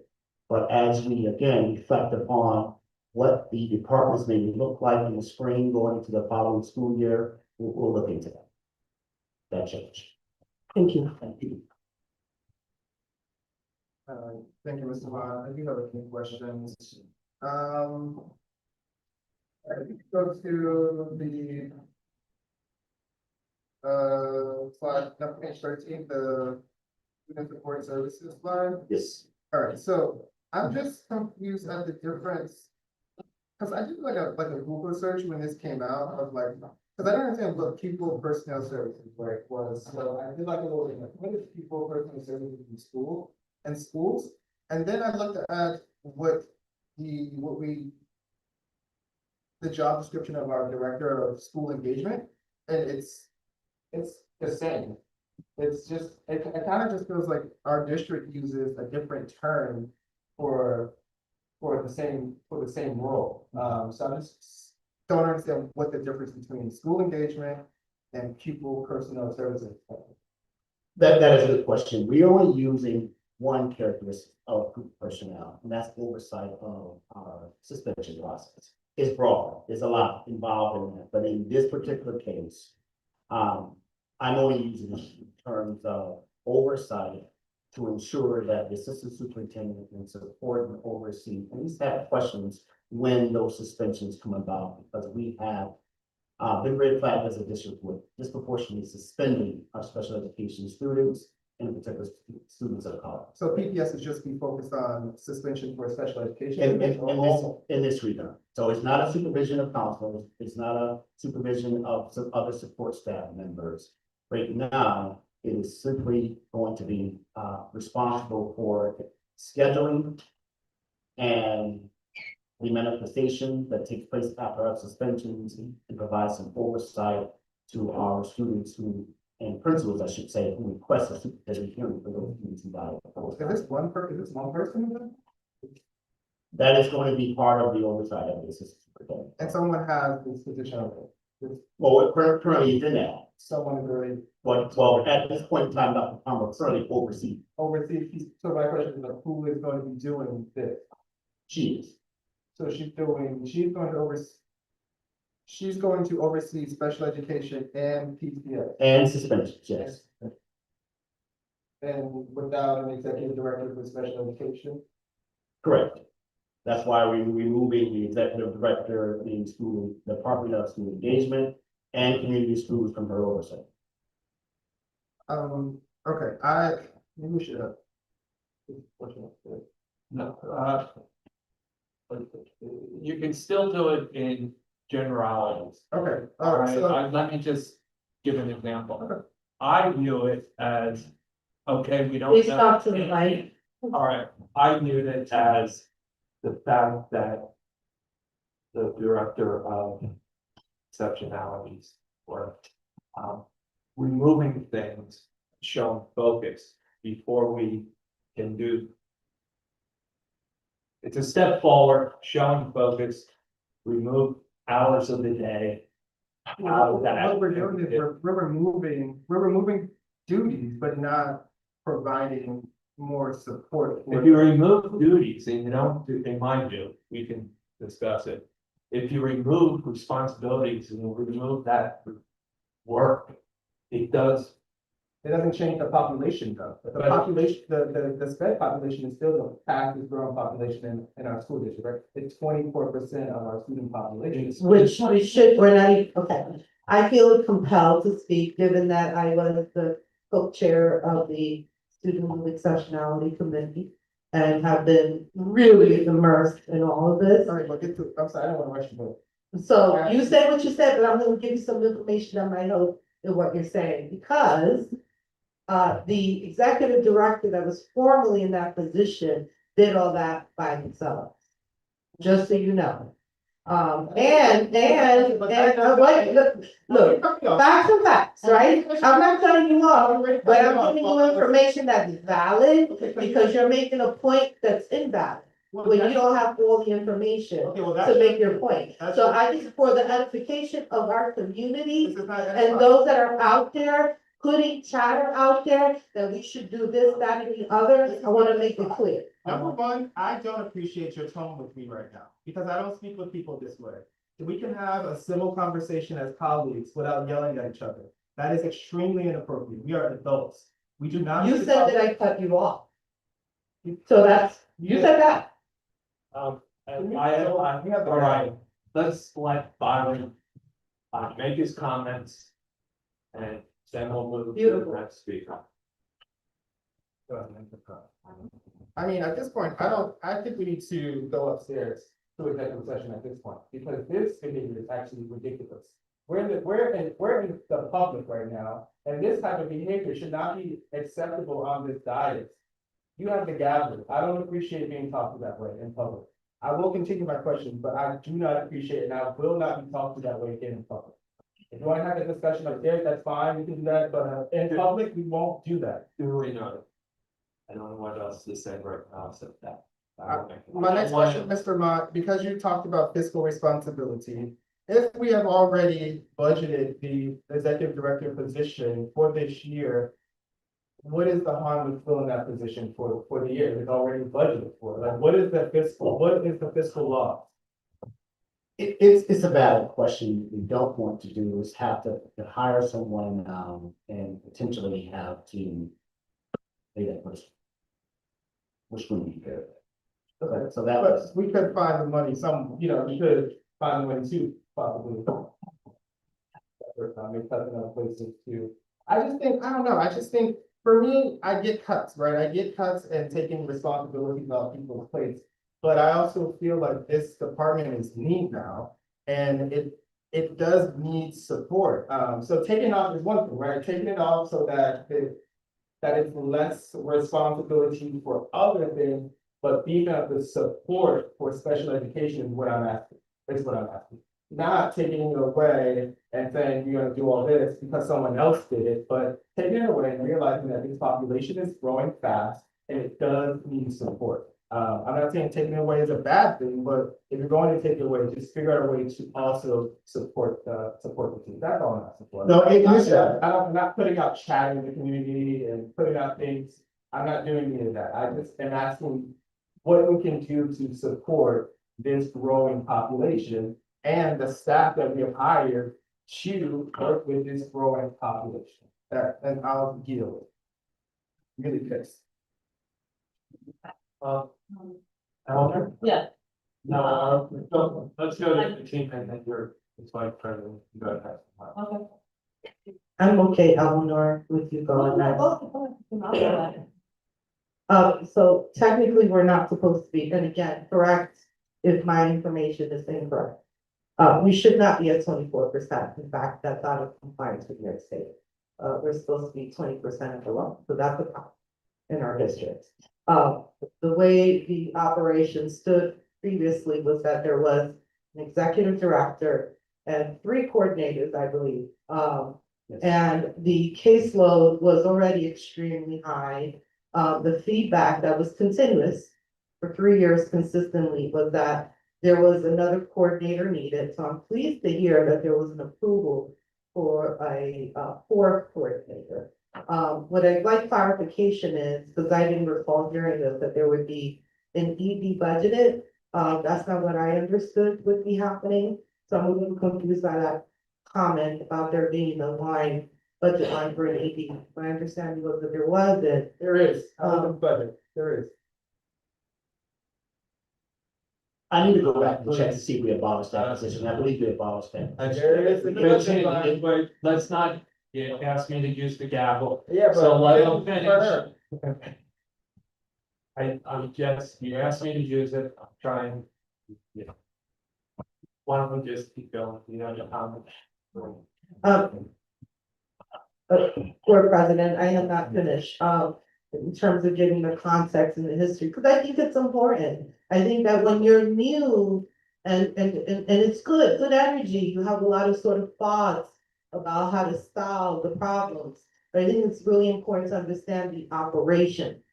And most importantly, that's really the superintendent's job to lead out with as board members. We ask questions, we could either support the recommendations or not support the recommendations. But when I was involved in the board committee for the last 3 years, much of the feedback was, we have to bring our cap down by compliance. We as a board have requested that we be left of out of school placements because the financial burden was so high. So the request was, how can we given, to be quite frank, we should be doing less restrictive placement as much as we can. However, what that means is that there needs to be more boots on the ground, which we've struggled with in terms of hiring for all the reasons that they are. And in that previous position as an executive director, not just that executive director, but others on that line of executive directors felt that they didn't have the autonomy, agency to request administrators to compel them to take action because there was no authority behind that. So it posed a barrier in effectuating the work. So there are a number of very nuanced complexities that are involved in that work. And I, particularly because it just happens to be my own wheelhouse as a parent, the complexities with students with exceptionalities. I mean, it is a study to know in order to really get and understand the operations behind it. But thankfully, we have a superintendent that's competent, and that is his wheelhouse, should be the way we lead out, and we either support or don't support superintendent's recommendations. I do want to add, though, that just to underscore the point that we're narrowing down departments to be more focused on our office of exceptionalities. But that coordinator position is the additional support that we provide to that department. So it's doing the job that we think it really, that's part of the. Eleanor? So, Samant, we have under the umbrella of the new construction, well, the new construction now, assistant superintendent of people, personnel, and special education. We're saying we have 4 persons and, to help out with our special students exceptionality. I do think it was a good move on the district's part to take away certain things and more focus on that growing population. Okay, in regards to the exceptional behaviors, delays and, some behavioral issues. So that is a very, very, it's a unique department which definitely needs support. So I am in agreement with taking away so that the, assistant superintendent Yes. can focus more on that role and be able, because they're excellent, not to point out, but they're excellent at their job, very good at what they do. And I think that it's good that we took some things away so it can be more focused on our more higher need, people. And that is the intent, that's the intent to provide support for that the department, there's a need. We are providing the additional support, there's 4 now, instead of 3, last year was 3. And again, we had an executive director of special education in years past, who did all of this with it. Yeah, and not to mention, I've been in the schools with you, we had an incident, with one of the children, you can't say, but, and the ambulance, things coming, there's a lot that goes into, play when you have, like, if a child is, with wheelchair children or children that have special needs. There's a lot that goes in place. I was there with everyone coming in just to help that one child and keeping the health aid that was there. So that is a very important part of our district. All right, Is that it? Yes, that's it. okay, historical perspective. When I say we hear it's growing, I've looked at the data that's out on the SCP website. It's been a persistent problem. 1 or 2 points above that for an extended period of years. We've been citing for excessive classifications more times than I can remember in my 10 years or 15 years ago on the board. We get it from both sides of the thing. We've had isolated schools, and then we got cited for that, and that fell apart. It was in this building, all right, with a whole, no, it was across the street, in the apartment building, to be correct. And so it goes back, but it's really important we continue to do the best we can. And back to, there's not gonna be a holy grail that you wave a wand over and say, this organization works. No offense to our, we don't have a year of time in the district with our, the people in that top lab. So, and when we had our retreat, we said, community member efficiencies, operational efficiencies, and it's really hard to put all those in places over this fairly tough nut to crack. And if you look at the other districts, we only have like 5 times the nut to crack because of our percentages.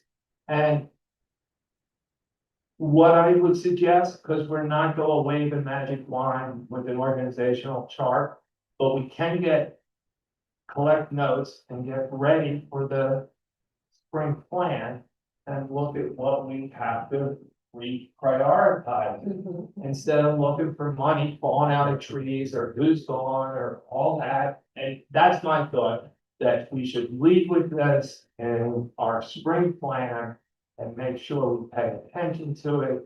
And look, by that time, we can get feedback from the people who are actually living in that organizational structure and make sure whatever decisions or further reorg is called for, we can do with a more focused evaluation, because there's not enough time to teach the kids, get them on the bus, work with the placements and everything. It's an area that has a lot of hands-on.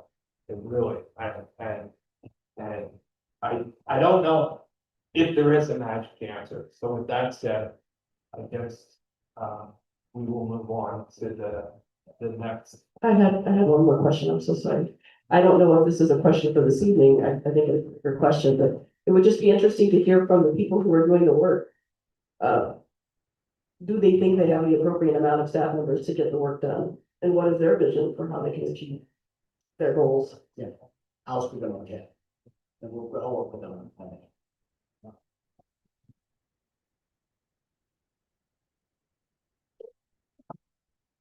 It's creating that improves the superintendent report section of the, thank you, so, let me just say, I appreciate everyone's response and questions, this evening, spirited as it may be. We do know that each of us have what's in the best interest of students of PCSD. So I do appreciate that we also always should keep that in mind, that, we are putting the kids and families first, and that's our ultimate goal and our ultimate objective. So thank you very much again for your comments and feedback. And we need that give and take to make sure we have it. With that said, Jonathan, you want to give us a few words how the school? How we doing in the buildings and everything, or whatever else you have insight you have?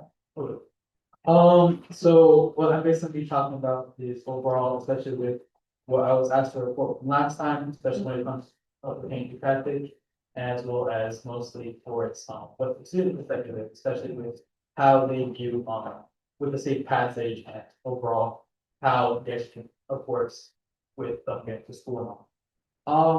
So of this, right, I just want to make mostly actually put out like necessarily basically a statement overall of course what necessarily happened, and of course this is what I'm being putting down as an article to the public, especially with the incident that happened with J Montemino, being the fact that of course that of course with the crossing guard that has happened, that the fact that he played a role in necessarily not only really just showing the fact that what could possibly happen, especially with what ended up actually going down on that road.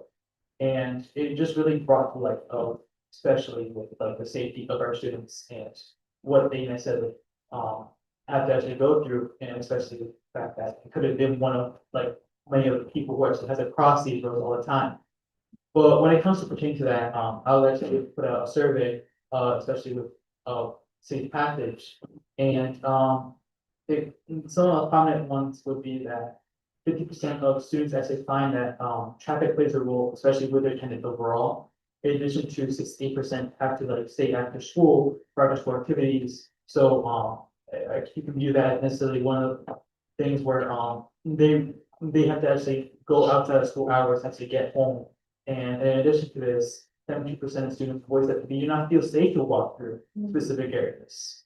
This is especially common with the fact that, they just keep, a lot of them view as if there's just not enough necessarily that is done for them. Being that 90 people stayed alone with that, they view as if Main Street is one of the prominent locations where they feel is unsafe. In addition to Smith Street, Church Street, Orbis, Cannon, Fox, and Lincoln. People who basically, and then there's also a group of people who just go out their way to avoid such streets.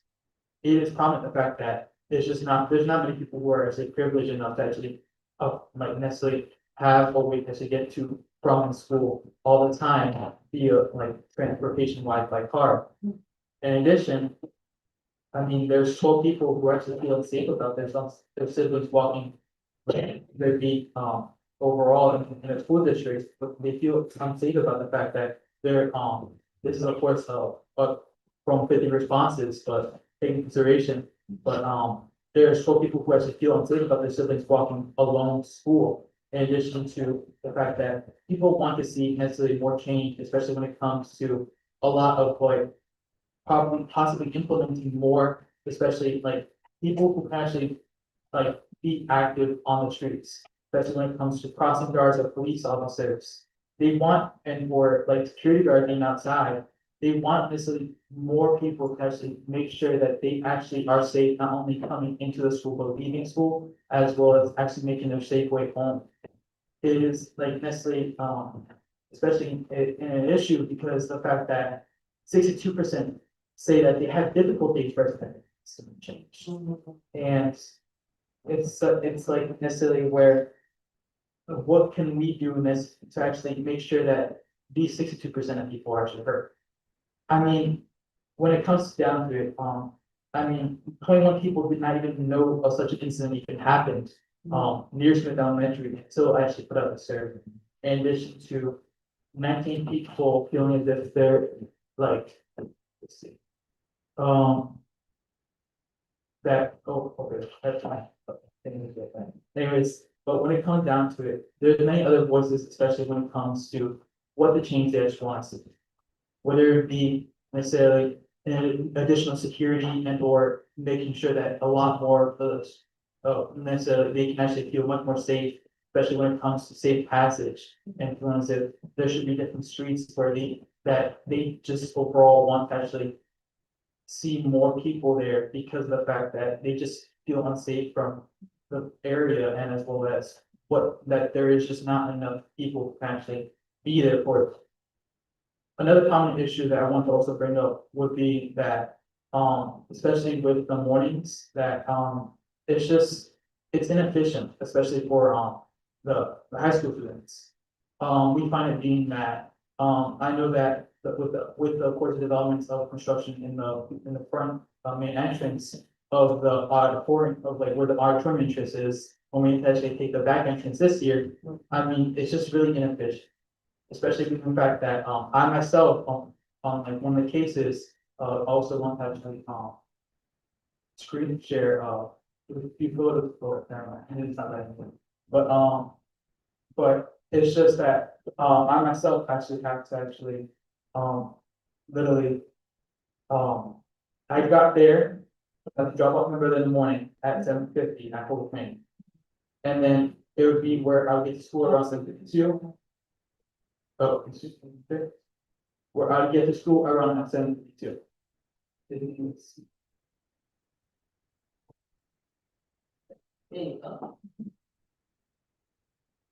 Can I read you this? Yeah, Alright. yeah. So it'd be around 7:52 when I would arrive to the school. It would not, and so then let's say if I were to get onto the line at approximately at 8 AM, give benefit of the doubt, whether or not it's be a long fetch to reach the line. It would not be until I would actually, where it's, my class is actually at, 8:26. Well, I have to be there, start moving there at 8:26. it would not be until I actually got to class at 9:12 a.m. where basically an entire hour and 12 minutes of me waiting in line to actually get to my class, which is not a class I should really be missing because it is BCC big. I mean, it's a common issue, especially with the avenue in the morning that like, it's just overall inefficient. And that many other students actually, voice this as well, because the fact that it's just, you'll be seeing, I mean, right now, pull up a picture, I'll pull up real quick. You will see all these giant crowds of people in the front cutting lines and necessarily actually, they get in there later and yet they go to the front. It's built on necessarily an honor system that many people aren't necessarily aligned to actually stay in line because of the fact that it is such a long line and that it is below freezing like temperatures. It's just overall necessarily, it's these type of, things where necessarily students want to be heard, but it just feels that sometimes it's just, they're not taking consideration when it comes to, especially certain changes.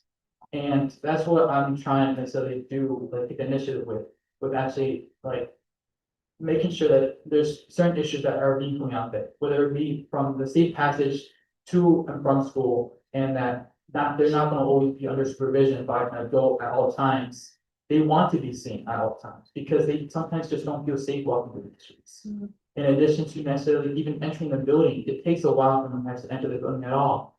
And you'll be seeing kids who have like short sleeves at times, but to stand in this weather, and as well as people who actually get there like while before me, and they're still staying. It's just the point is that it is prominent that we have to actually, there has to be change done, especially with how students can actually put forth necessarily what they want. And I want to necessarily try and intend to make that change. Although it sometimes also takes many of the other adults here to actually like listen and see this for themselves of what exactly is happening. So when it comes to necessarily these two, this isn't necessarily what I want to voice, especially. I'm sure there's many other students who actually want to voice many other issues, however, I myself is only one entity. And I'm trying necessarily to actually get more and more communication between the student population and of course the board of issues. But overall, that's the premise of one. Thank you very much. Thank you, appreciate that. I just want to say one thing, team, let's put that on the Please. agenda for conversation at next gathering. Well done. Very well. Thank you for the pictures, Jonathan. I just quickly too, I'm not gonna hold it late, but thank you so much. And I love the student perspective, sometimes, in the community, people don't see, you see one thing, but when you're here and you actually can see, he talked about the safety path and the long line. And safety is so important. That's important, and we gotta do better for our children. I think along with the lines of the safety component also is just the missed instructional time. The students are owed that time back if they're not getting it, if they're waiting in line. I just want to say this is something I have brought up many a time, and with just previous years. And this is not a new issue, Jonathan, it's been a reoccurring, whether it's the side entrance or the front, it's actually becoming like a practice, just so you know. And kids get tardy and, oh, don't worry about it, it's fine. They come in when they come in and that's it.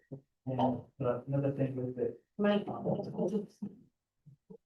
I mean, you can see, of course, they're conducting these hall sweeps and you will see like necessarily these kids, necessarily, having this like disciplinary action that some of them don't even deserve. Because of the fact that it really relies on the school to actually make these changes where they can actually make it so that it not only relies on them to actually get there on time, but also where it makes it much more efficient, where they can actually get into their class. Can I just suggest, since this is a persistent problem, you prepare a brief update where we look out long days, how many of the backup, so you can come and just look at the facts, because it is happening, and just have a quick report out the next meeting. I'm talking No, I was. I'm talking to you. We're going to talk They knew about. I was talking. Yeah, we just gotta look at this. It's unacceptable, but let's put some.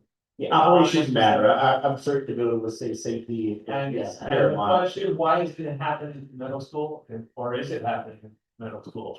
It does, and it is under sub-zero, I mean, it happens all year long, All right. particularly in sub-zero. You're on that of how long the average wait is. And what we can throw around it, will fix it, and the cost associated. Well done. Thank you, John. I really appreciate it. Board President Esmo, thank you. Capital Improvement and Facilities Committee. I went to the meeting before the I went to the meeting before the presentation today. And they're doing a great job and I have nothing more to say.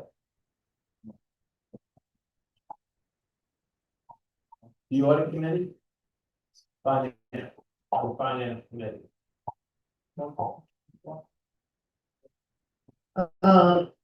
Look, and I met, last, 2 weeks ago. And it was a planning meeting. It was not a formal meeting, to have had on the floor. What we looked at and discussed topics, related to the corrective action plan, for the grant audit that will be presented at our next policy committee meeting, which is November 7th. Our business official, Holly Sanford, will also, our ED of business will be present, Holly Sanford. We also talked about, other agenda topics such as staging out the budget planning and what that looks like. We did, land on our calendar of dates for meetings. And we're also looking at policies that should be elevated to the policy committee, to discuss. We are meeting it once a month. And of course, everyone is welcome to join. The public, however, there are stipulations just as any board meeting. You simply observe, but have an opportunity for public comments. Thank you. The audit committee, at the last meeting, we had a report out on the audit committee. And we're scheduled, and now it's public information, and they're scheduled to come back in about 2 weeks. Is that right? Or Becky, you told me we had scheduled them, they're gonna be scheduled in an upcoming meeting to come back. grants are gonna be discussed. Okay, which is the same people. No. No. Okay. We're gonna have a federal grants presentation at the workshop meeting, and Executive Director is gonna. They are not the same with them. They're not the same. Okay, then when do we actually see? The external auditors already has been, external audit has been finalized, the board approved it and submitted. The only thing that we have to resubmit back is the, doesn't work.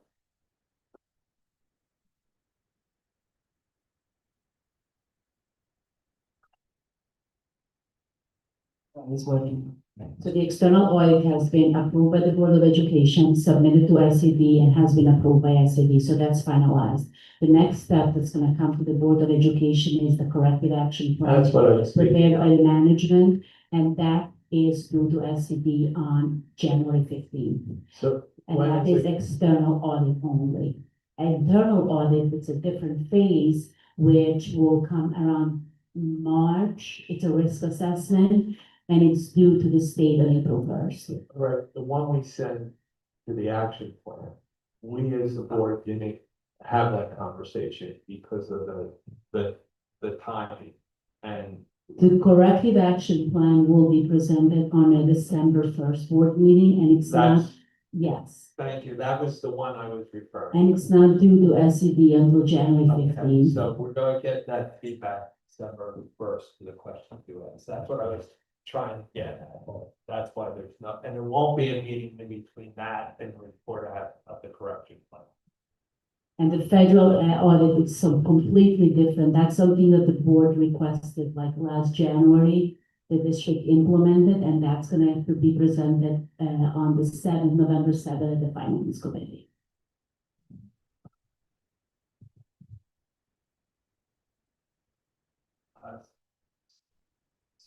Student Achievement Committee.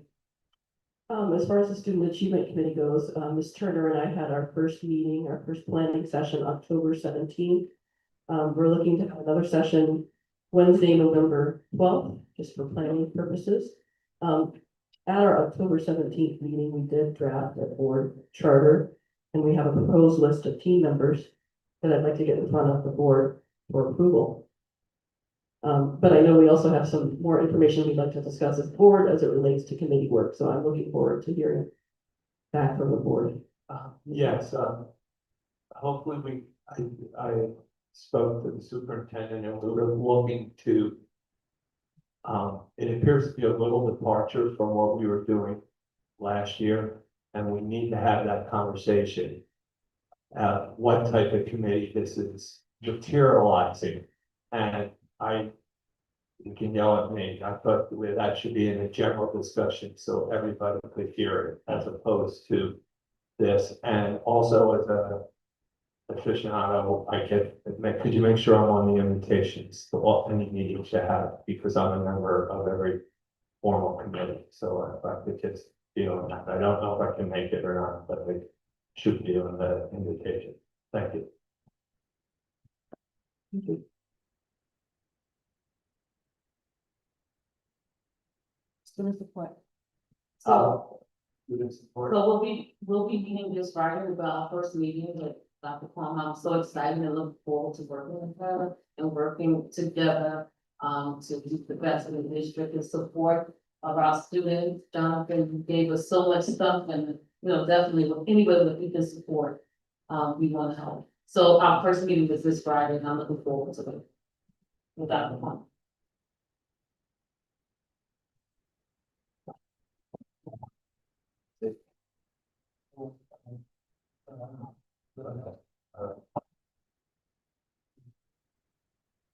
All right, I realized I skipped over the state committee.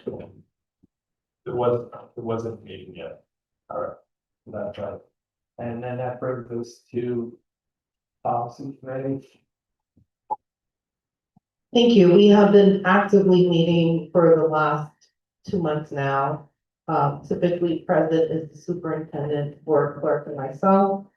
We did have the pleasure at our last meeting to have a guest from our community join us, Mr. Albert White, who was actually present today in our audience. So if you're seeing this, I just want to let you know that I saw you, and thank you so much for engaging with us.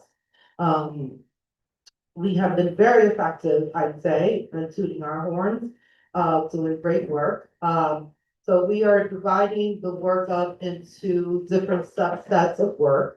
One that is really critical is that we are required to be in compliance with annual policies. These are policies, even though they may be active, they are required to be reviewed yearly. So today, before you presented as first reading. First reading means that you have an opportunity to review those policies. And I encourage you to please do your due diligence in reading it. It is our duty as a board to approve those policies. Once it comes to second reading, at that point, we're pretty much putting it on the table for approval. You have approximately about 30 days to review the first readings that are being presented for you today. 22 out of the 32 that are first reading are annual policies. As you recall, we stated previously that we did hire NISBA to do an audit of our policies and also present us with any updates that are required. So those have been done, they have been reviewed and are ready for your review and approval. Policies 4327, 4327R, 5110, 5110E, 5110R. You're wondering what the R is, that's the regulation, and policy 9700. Those were reviewed by our assistant superintendent of schools. It was such a pleasure to have Ms. Turner with us wow, was an expert in policy, so that was delightful to have. And we reviewed that thoroughly again, it's presented as a first reading for your pleasure. 9170 was also reviewed by our business and legal counsel. Presented for second reading is the 2150, 2150E.1, 2150E.2, which I want to reiterate, it was within, we did not deviate from the process when we made the appointment of our recently appointed board members. Essentially, that is what the policy is dictating. It was reviewed by our legal counsel, and is before you as a final approval at second reading. And I think that is all for I should, one more, pretty significantly, the important point to make is that we are going to tackle the code of conduct. Given the students with exceptionalities talk, and suspension rates and whatnot, another barrier that had been talked about by a multitude of individuals was that our code of conduct leans on being highly suspension. Be what it be. So, and for the last 3 years, I have had major appetite to dig into the code of conduct. We have not had much major movement on it. We've been sort of stale on it. The policy committee is taking it on. We will have as a final resolution a new code of conduct. Promise you that. NISBA has already reviewed it, which is lovely. And the committee will now tackle it on. We will be staging Jonathan. We will collaborate with you because we want to be able to speak with students. We want to speak with staff members. We want to get input about the process involved with the code of conduct, and that is it. Thank you. Fatima, there's so many that are first reading. Can we group all except the 2150s?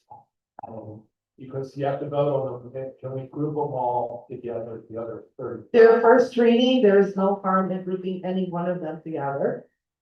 Even the second readings, but just to clarify, I just wanted to clarify which was which. Okay.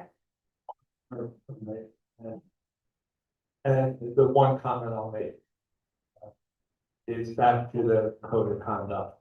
Articles, besides what it says, it's always unreasonable, like unreadable. So there's some real good examples where they have a high level, like this, have a high level that parents can actually read and students read, and then there's the one that even a good contract person can. So as you go through that, I'm sure you're addressing that. Oh. Okay, you only have to say. Okay, Will thank the you. state committee be involved in that also? So we will be staging out, as I said, as by compliance, right? Our code of conduct will be reviewed by our legal counsel, so whatever is legally compliant and required, we will do so. Yeah, but revision to the code of conduct is done in the state committee, right? As I stated, as a very broad point, whoever parties are required to review the code of conduct will have it reviewed. I just didn't understand what that meant. So stakeholders, right, stakeholders that are required to look at the code of conduct will have an opportunity to review the code of conduct. It has already first line reviewed by NISBA, which is the folks that we hired to do this work. We have our legal counsel that will be involved. We have our policy committee that's involved. So that's the issue, that I'm under the impression that the code of conduct provisions are not under the policy committee, but the state committee. So that's why I'm asking the question. I can't really speak to that unless Kate Reed, are you still on? If you can please speak to this Yes, point. I am. Thank you. There's a clarifying question regarding the code of conduct and either the state committee versus policy committee taking on the code of conduct. So code of conduct is one of those interesting policies that by state law is required to have a specific stakeholder policy there are stakeholder committee that reviews it. So it is not sufficient to simply refer it to the board's policy committee.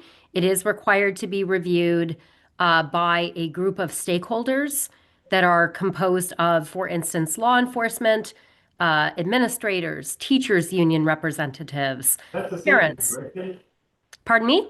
Isn't that the composition of the state committee? All those stakeholders you just listed? So absolutely, the SAVE community or the SAVE committee could be the committee that is tasked with reviewing the code of conduct, because I do believe that you're correct, because typically that committee also is involved, Jamar, in reviewing the district safety plan. And that similarly is a policy that by law requires a stakeholder committee to actually review it, not just a committee of the board. And can I ask the clarifying question, Kate? Sure. In the last 3 years, have there been any significant edits to the code of conduct? So we have not undertaken any significant reviews of the code of conduct in recent memory. I want to be careful, we're on the floor, but I wouldn't necessarily suggest that that's a good thing. We probably need and want to revisit the code of conduct. There's been board members over the years who have raised concerns about the fact that it's insufficiently restorative, that it doesn't take account of students with disabilities adequately, and that in a lot of ways it is punitive and out of date. So I know that over the years that I've been involved with Poughkeepsie over the last 4 or 5 years, many board members have on occasion suggested a deeper dive into reviewing the code of conduct. But I think you're correct, Board Member Martinez Santiago, that that has not occurred in my memory. But to Mr. Cummings' point, yes, typically the SAVE community or the SAVE committee composition would be sufficient to also address what is required for the district code of conduct. I can circulate an email to the board that clarifies what the mandated members are for each of those committees. But they certainly code of conduct is required to be reviewed on an annual basis, and it's required to be reviewed by stakeholders who could be impacted by any changes that are enacted. Another clarifying question. Yeah. I recall in the last few years that I've been on the board, that there have been scheduled quote unquote community engagement meetings to review the code of conduct. And then we hold a code of conduct hearing, which then the board approves it. Is that have been our practice the last few years? That's certainly been my experience, yes. And the hearing is a requirement as well for the code of conduct. So after what is envisioned by state regulation is that the board would enlist a group of stakeholders, like I said, including law enforcement, unions, representatives from parents, community members, students, administrators, etc. And then after that process is complete, we are required, if we're going to be enacting any changes to the code of conduct, to enact at least one public hearing where we would obtain input from the community before enacting any changes. I don't believe we've done that in a particularly robust manner, to be totally transparent, for multiple years. And I think that's because we haven't really undertaken any serious review of the code of conduct in recent years. And can I have one more clarifying question? Has the board been prohibitive in any manner towards this process with the code of conduct?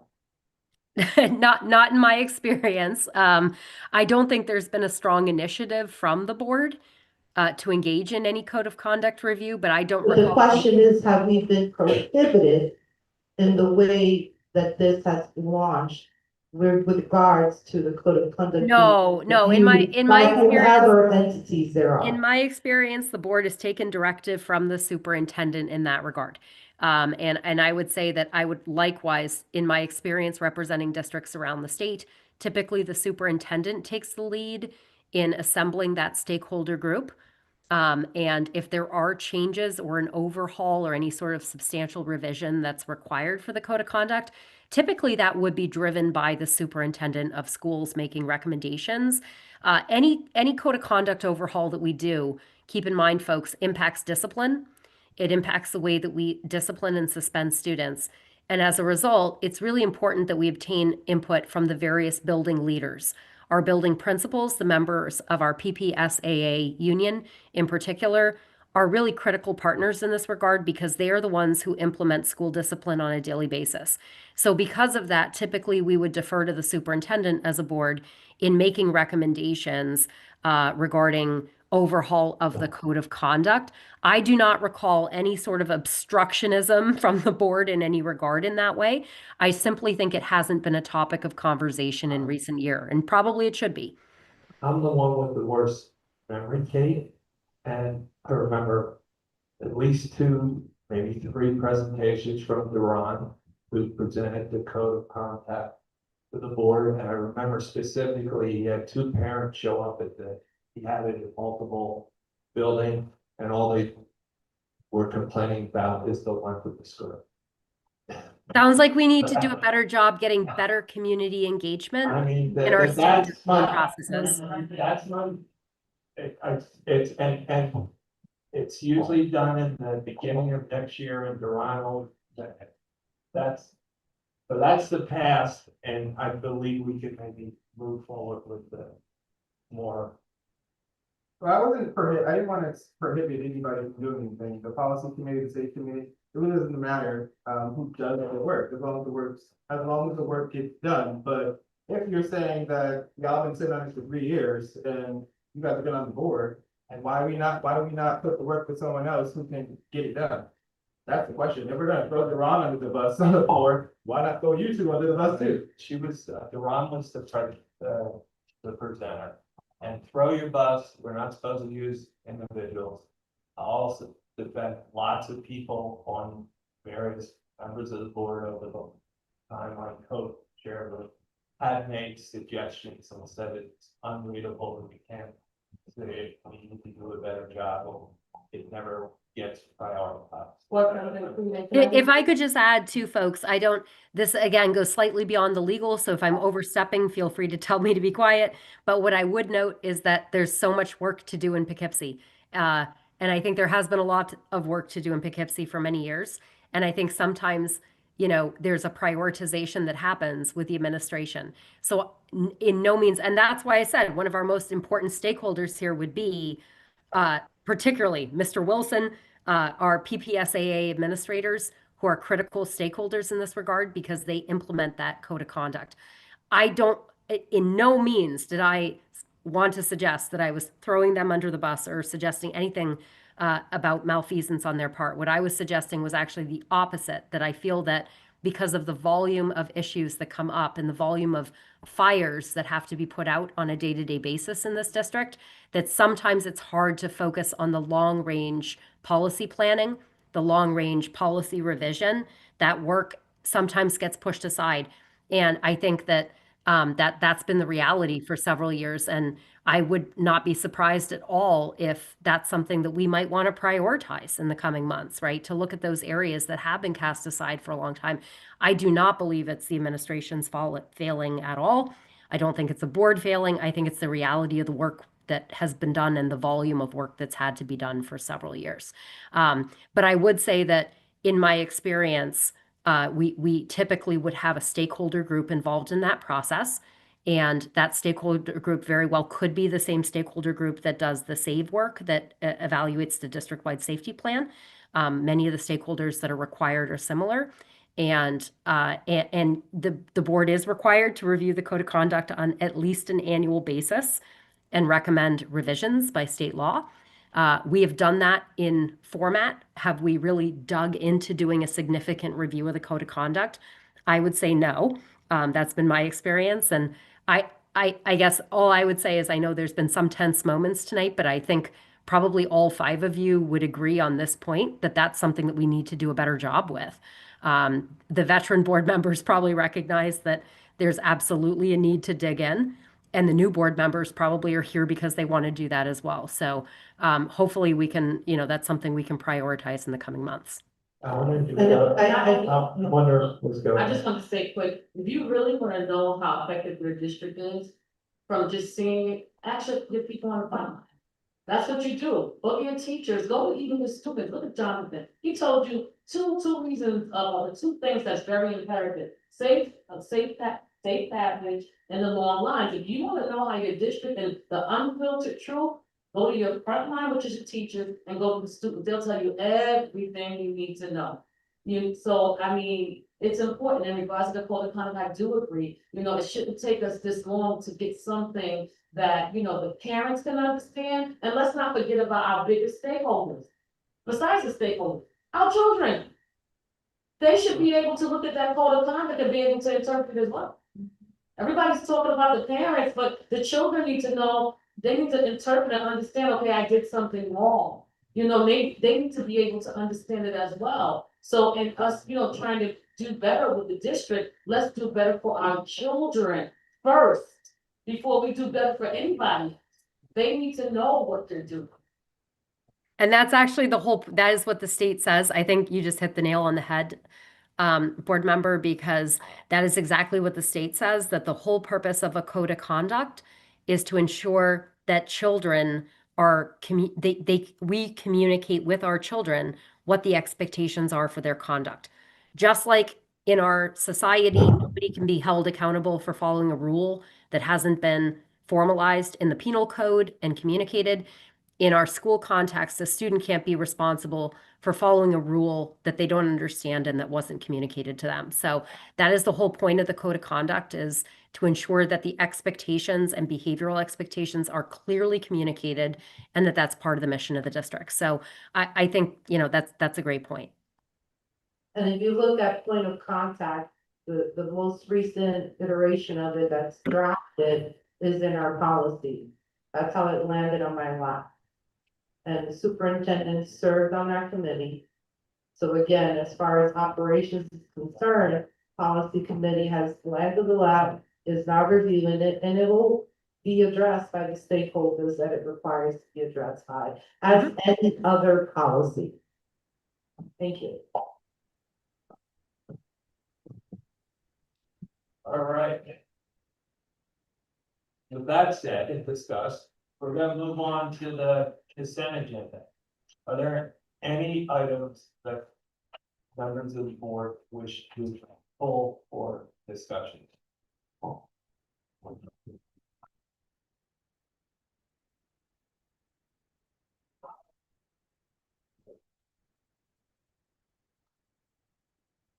I have several of them, but I don't know how you want to manage this, board president.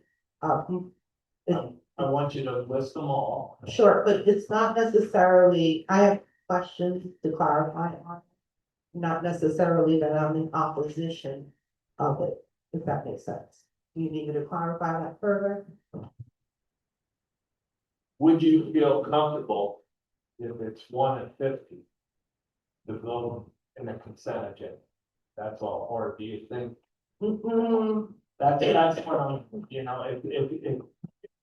if it was radically different. It's a question about costs associated with earnings. It's the admin personnel report. I just highlighted some of the points. And Let's give it a try if we do want, and then we'll have a can we do that, Becky? it might be easier, Let's take it off. Take it off and. to pull it. Yeah. I would suggest it be set aside and voted on separately so that there's no delay in approving the consent agenda. Okay, so it would be 11.3, A1, B4, B6, 8B, 10B, 11B, C3, and C1. And this is all in, 11.3. okay. That's why I said what I was at. Because there were quite a few.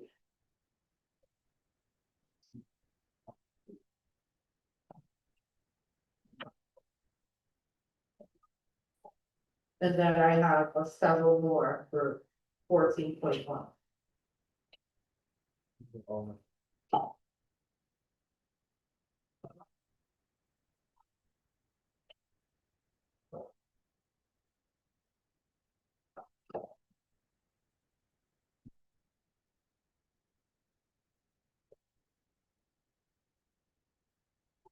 It was full.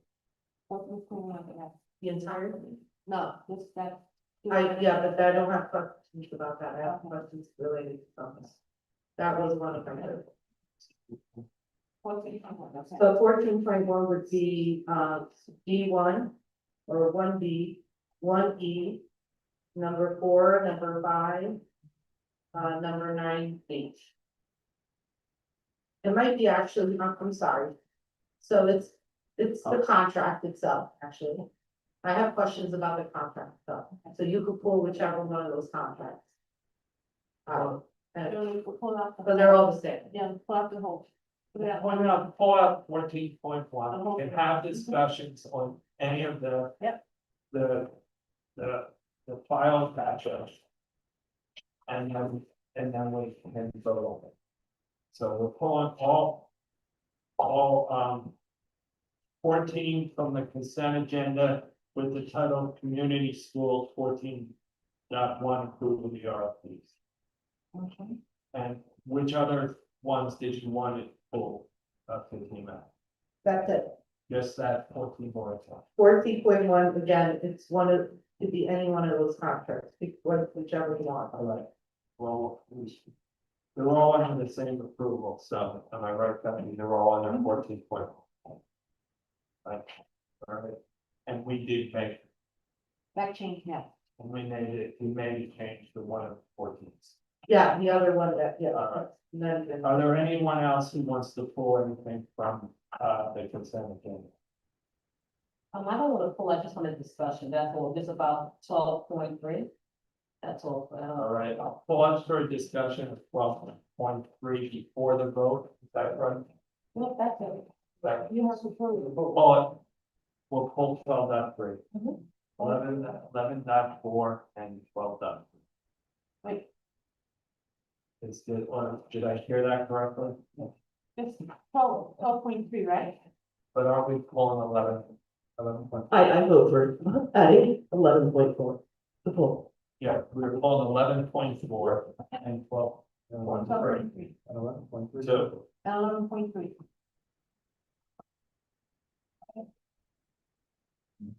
Or 14. Somebody said 11.4. Not true. Personnel is for this one. That's great. Personnel is for that. 14.1, 11.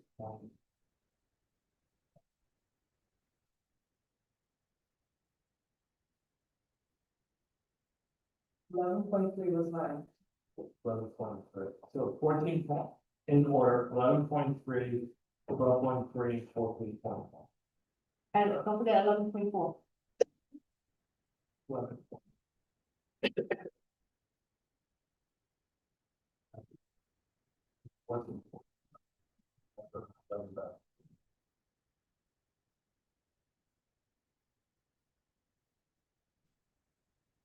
All right.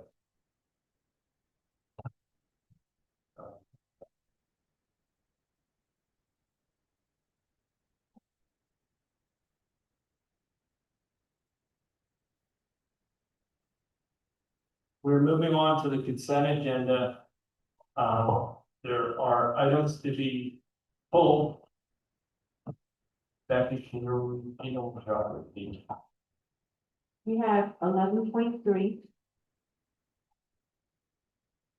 11.4, 12.3, and 14.1.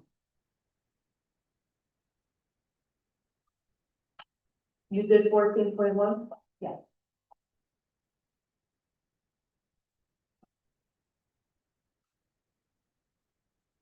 Is there a motion to approve the consent agenda? Excluding items 11.3, 11.4, 12.3, and 14.1. In the following sections, district clerk, personnel, pupil personnel, educational, community schools, finance and administration, and superintendent. Is there a second? Second. All in favor? Aye. So moved. All right, now we will start the discussion with 11.3. My questions were regarding the, external learning time. Again, I don't have any particular, questions related to the, staff members that are assigned or itemized on the report. Let me make that very clear before I proceed. What I had questions about were that there were allocations related to, um, the titles of these reports, I don't know. Okay, here we go. So there was allocations of funds that are dated, let's pick one, let's say, for example, number 8. B8. If you notice that there's the 1020 to 1218. Sorry, that's probably not the best one. Let's look at the one right under that one. 1020 to 1218, there's an allocation of $7,500. But then if you look at, number B4, those were fixed.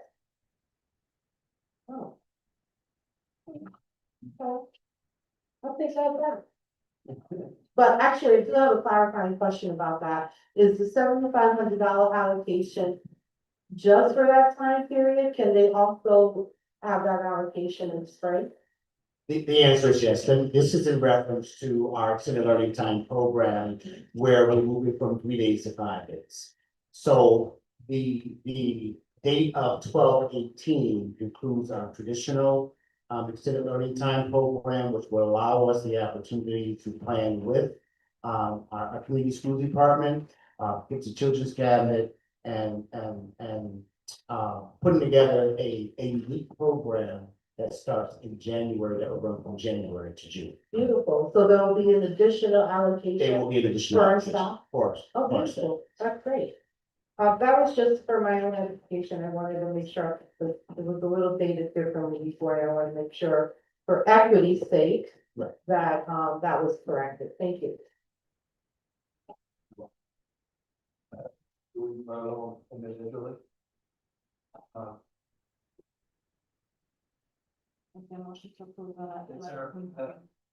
Is there a motion to approve 3. 11.3? So, All in favor? aye. Aye. Motion carries.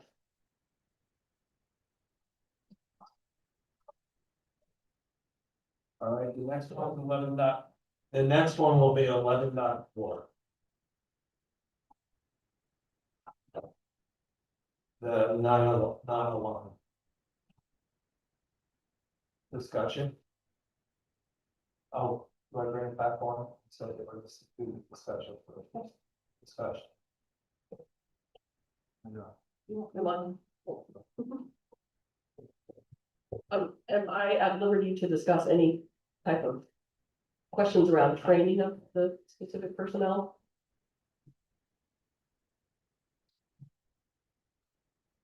Hello. Great, Kate Reed is on too. Let's all look it up. Board members can ask any questions. Yeah, board members can ask any questions that require clarification in order to form your vote on the motion. If it pertains to a specific employee's performance or specific qualifications of the employee or something like that, we would retreat to executive session. But if it is just generally regarding the district's processes, procedures, and structure, you can feel free to ask any questions you need for clarification to vote on the motion. I guess my questions were around C4, the director of school security position. Just in light of conversations we have about suspension rate, restorative justice. My question is just, is this role slated to receive training in this restorative justice or trauma-informed care within their first few weeks of getting on the job? And I'll clarify, I think that's a perfectly fine question to ask from the floor. Thank you. This is a civil service position, so this individual met the qualifications, but we can get deeper into the types of training we're referencing to make sure this person has a background and understanding how to work in a school setting. I think that's what you're alluding to. Yes, just changing, environments from a different setting to an educational setting. And in light of all of the issues we have with compliance with suspension rates, I think it's important to discuss those things with that role. That's good. As a team, I'll have Ms. Turner just make note of that. We'll have a conversation in onboarding with Mr. Kelly to ensure that proper training of dealing with students of school age and have an additional conversation about his experience with such will be appropriate. Can also feel implicit bias in there. Okay. Mr. Martin, I just want to add on to that as well. Sure. Just piggybacking along with our, student board member indicated, that's very imperative. Just as, board member Jamark said, the implicit bias, but also, I'm gonna go back to the safety portion of it, making sure he is skilled and keeping our children safe. Because obviously, and we keep saying it over and over again, that a lot of the parents take out their children in the middle school because of safety issues. So it's very imperative that we have someone that, while the children are learning, they can also be safe. So, if we can do it in conjunction, like you said, with some, trainings but also let's not slide on having our children safe.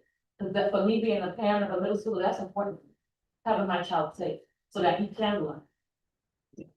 That is accurate. I think we can do a combination of both to ensure that all of our personnel, in this case, our director of school security has an understanding of working in the school setting, while also fulfilling his obligation, and responsibilities as the director of school security.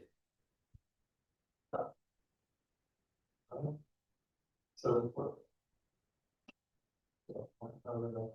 Well, a motion to approve 12.1. 11. So moved. That's it. All in favor?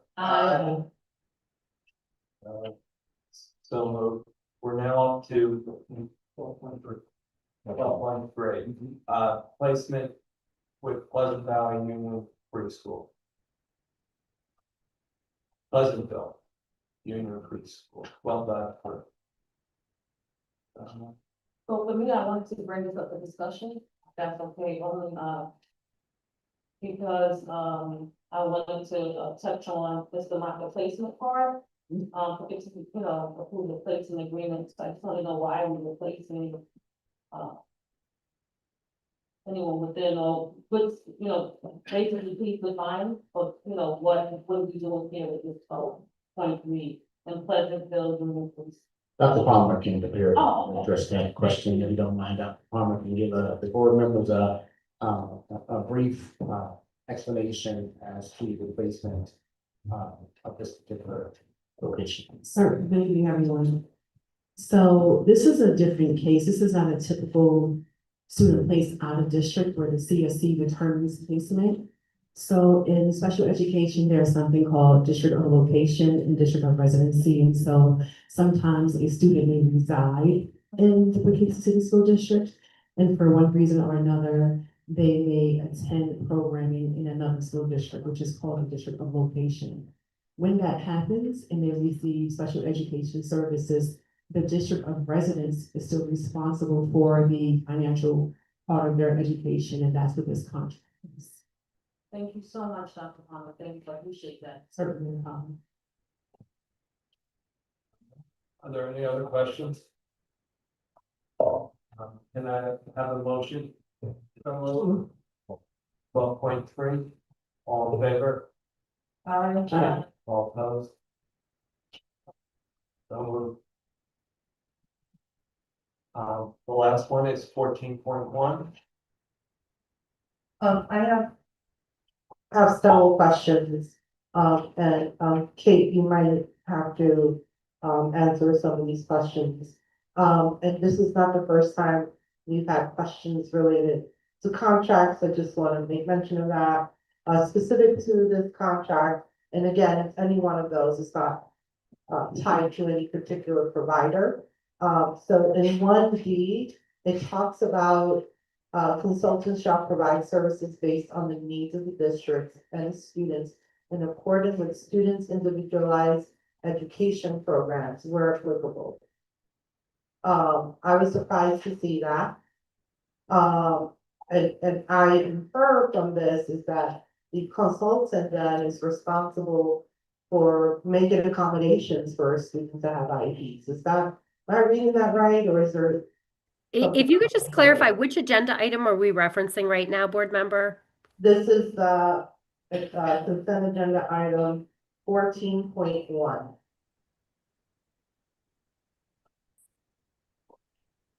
So I think what you're referencing is there's a provision in our standard independent contractor template that essentially says that when we hire a consultant to perform services for us for students who have disabilities, the assumption is that they are required to comply with all aspects of New York State and federal law in doing so, because we are essentially deputizing them to perform our function and paying them compensation in return.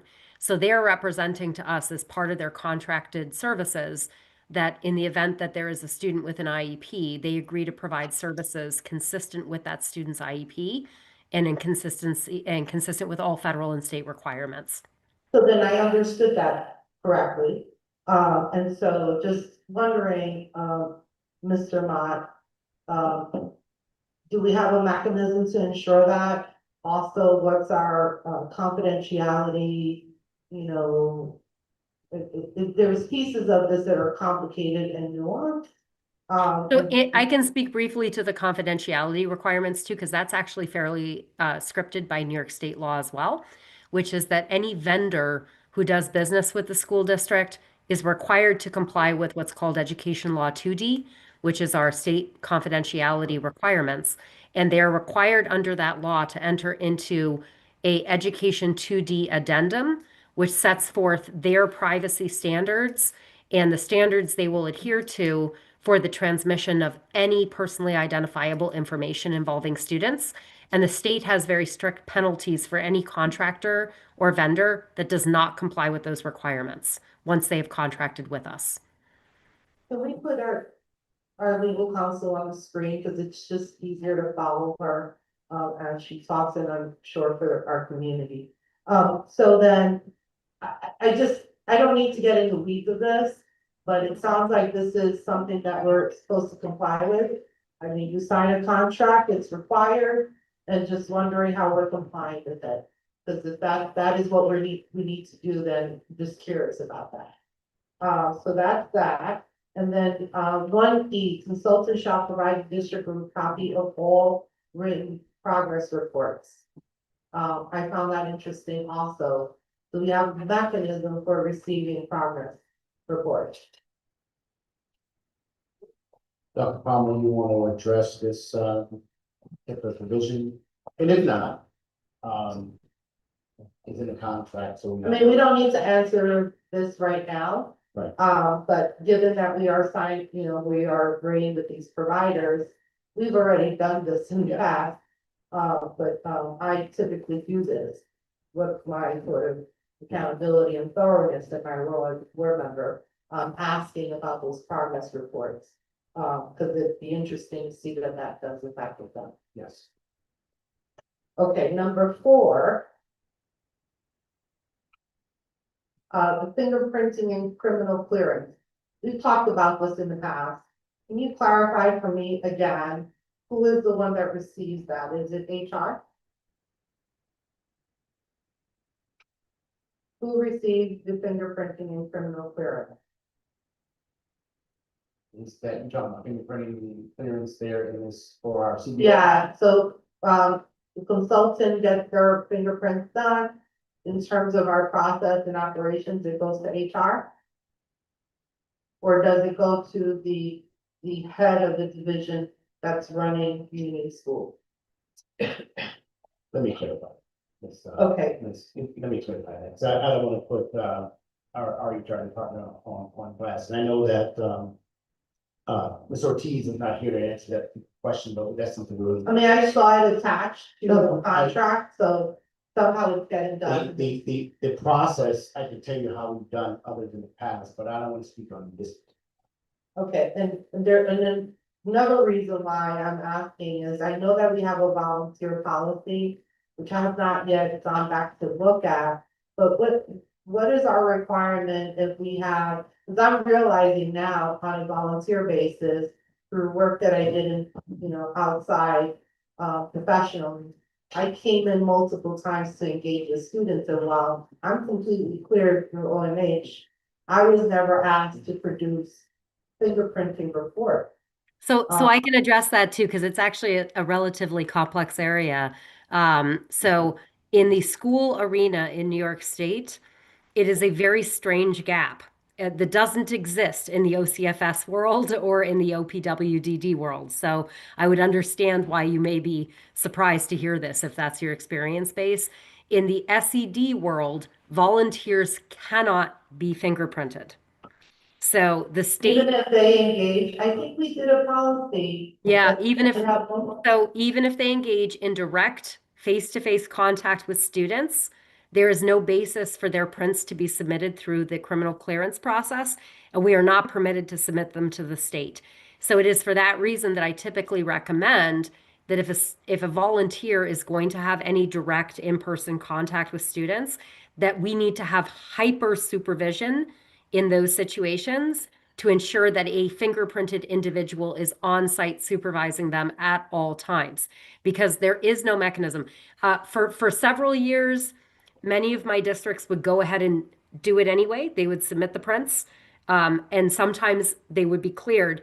But the technical rule is that a volunteer's prints cannot be submitted through the criminal background clearance process for SED purposes.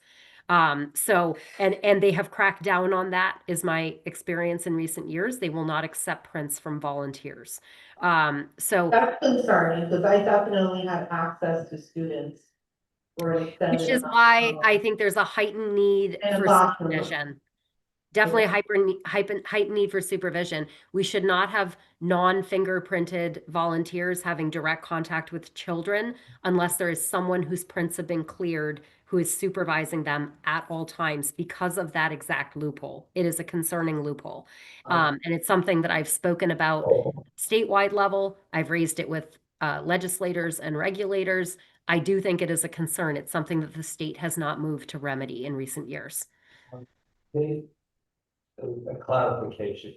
Yeah. You go into a building, we scan their driver's license. Does that check, is that just for show, or does that go against the data? All that is for identifying them. That's so we have a record of the identification of anyone who entered the building. That doesn't trigger any sort of clearance or review of their background or anything of that nature. Or even if they have a CPS case. Nope, it wouldn't flag any of that. There's no flagging that happens. All that happens is essentially that person's identification is logged so that we know they were in our building. And that they are who they say they are. When they sign the sign-in sheet saying, I'm John Smith, we're checking their ID to confirm they're John Smith. When we go to the FedEx building, and I do the fingerprinting, and I get the certificate and send that to the athletic director, and there's quite a bit of them in the agenda. Does that do anything? Where you get that certificate, because I see it in the agenda, and it's the same one I had to do as a volunteer. I actually don't know, Mr. Creedon. I'll have to look at the specifics of that because I'm not familiar with what that is. But I'm happy to look into that with you tomorrow too to see what the. There are some in the agenda, right?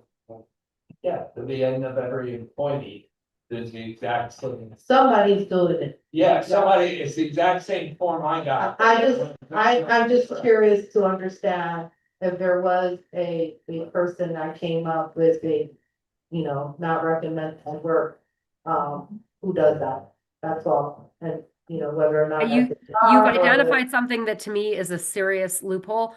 There's many of these in state law that make no sense to me at all, where there's a serious safety gap and a concern. And this is definitely one of them, that essentially we can have volunteers who are having contact with students at a frequency and intensity level that is similar to a staff member, and yet they do not need to be cleared. Not only do they not need to be cleared, the state will not entertain clearing their prints. It's prohibited. For anyone who wants to know, for academic interest, the state maintains an excellent website. If you search fingerprinting plus NYSED plus chart, you will find an amazing chart on the NYSED website that says who needs to be fingerprinted under New York State law and who is prohibited to be fingerprinted. And you'll see there is, right in that chart, it says volunteers cannot be fingerprinted under New York State law because the trigger under regulation is whether or not they're being compensated. I did not invent these rules. I am just the messenger. I apologize. That's So just just, crazy. it is, Alarming too. it is, you mentioned the word compensation, Kate, just for further edification. We have a lot of construction workers, for example, in one of our buildings. So one of them may be red flag. How and why would that take place, given that they are in our buildings? So construction workers are in a gray area.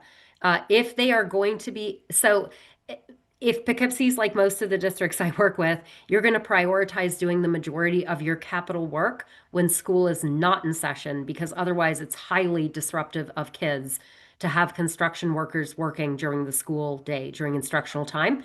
If there are construction workers who are only going to be there when school is not in session, or in areas where they do not have direct contact with kids, the rule I said before would apply. We cannot fingerprint them because the trigger for fingerprinting is 5 or more in-person days of contact with children. That's what the state considers to be the threshold. So, for example, you hire a roofer, that roofer has 10 roofing, employees who are going to be coming in and doing roofing work during the summer. No children are in session. They're only up on the roof and on the exterior of the building. No basis to fingerprint. If there is a plumber who is working in the building during the instructional day and is passing the hallway when there's children in place, I would say in that situation, we have to be ensuring fingerprinting.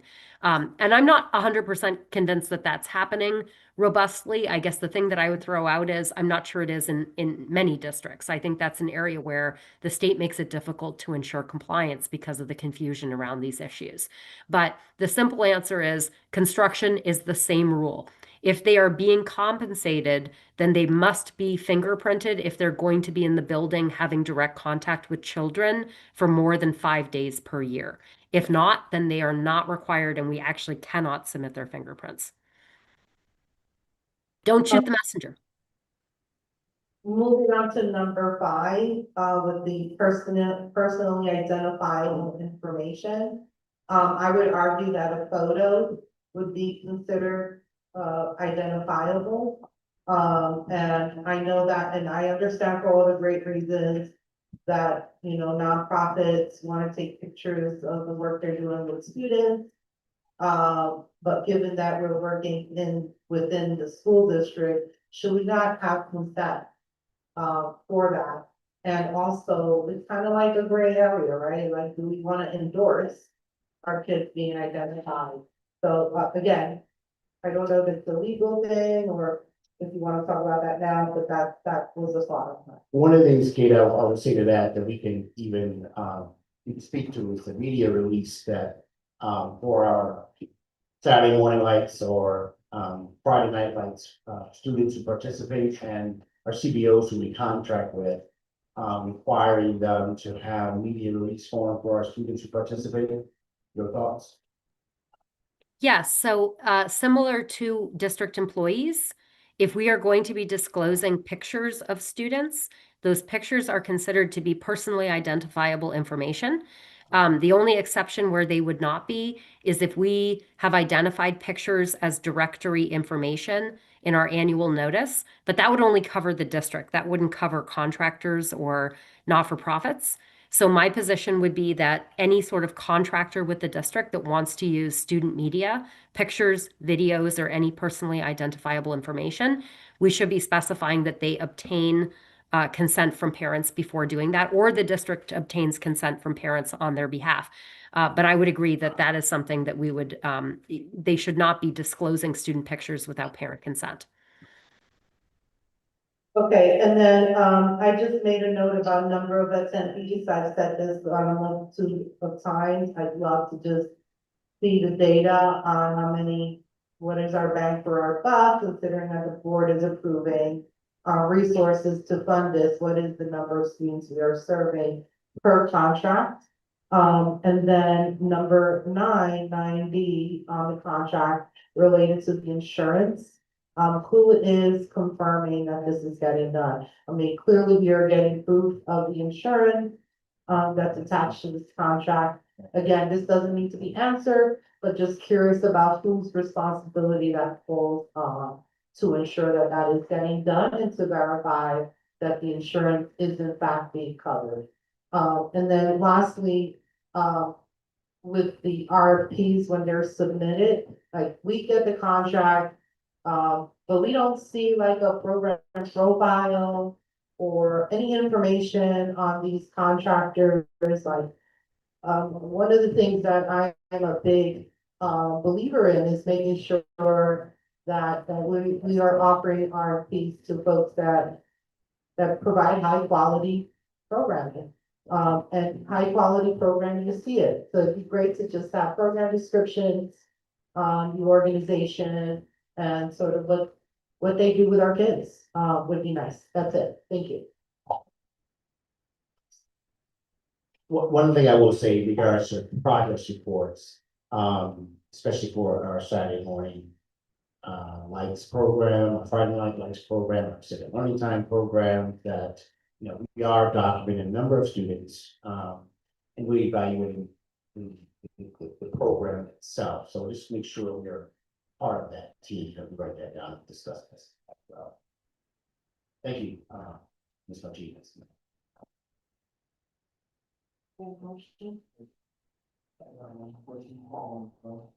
All right. We're ready for 2.1. Sorry about that. I was looking up my finger. So, Second. All in favor? uh, Um,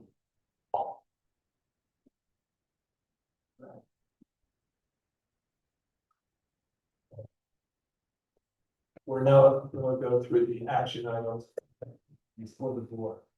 Can I have a motion to approve item 18.1? So is there a second? second, Any discussions?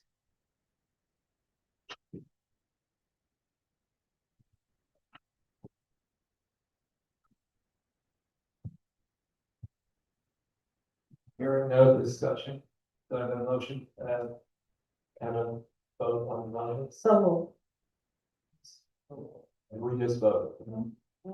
All in favor? aye. 18.3. 18.2. Two.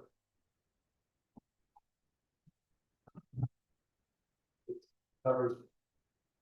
Is there a motion to approve 18.2? Can we pull it for discussion? We will have the discussion there and then we vote, so we Okay. don't, you know. Second. All in favor? No discussion? No, it's Discussion. discussion. Discussion. I just have concern about adopting the board goals, just since we have two new board members. It would be nice to be a part of the process to develop the goals.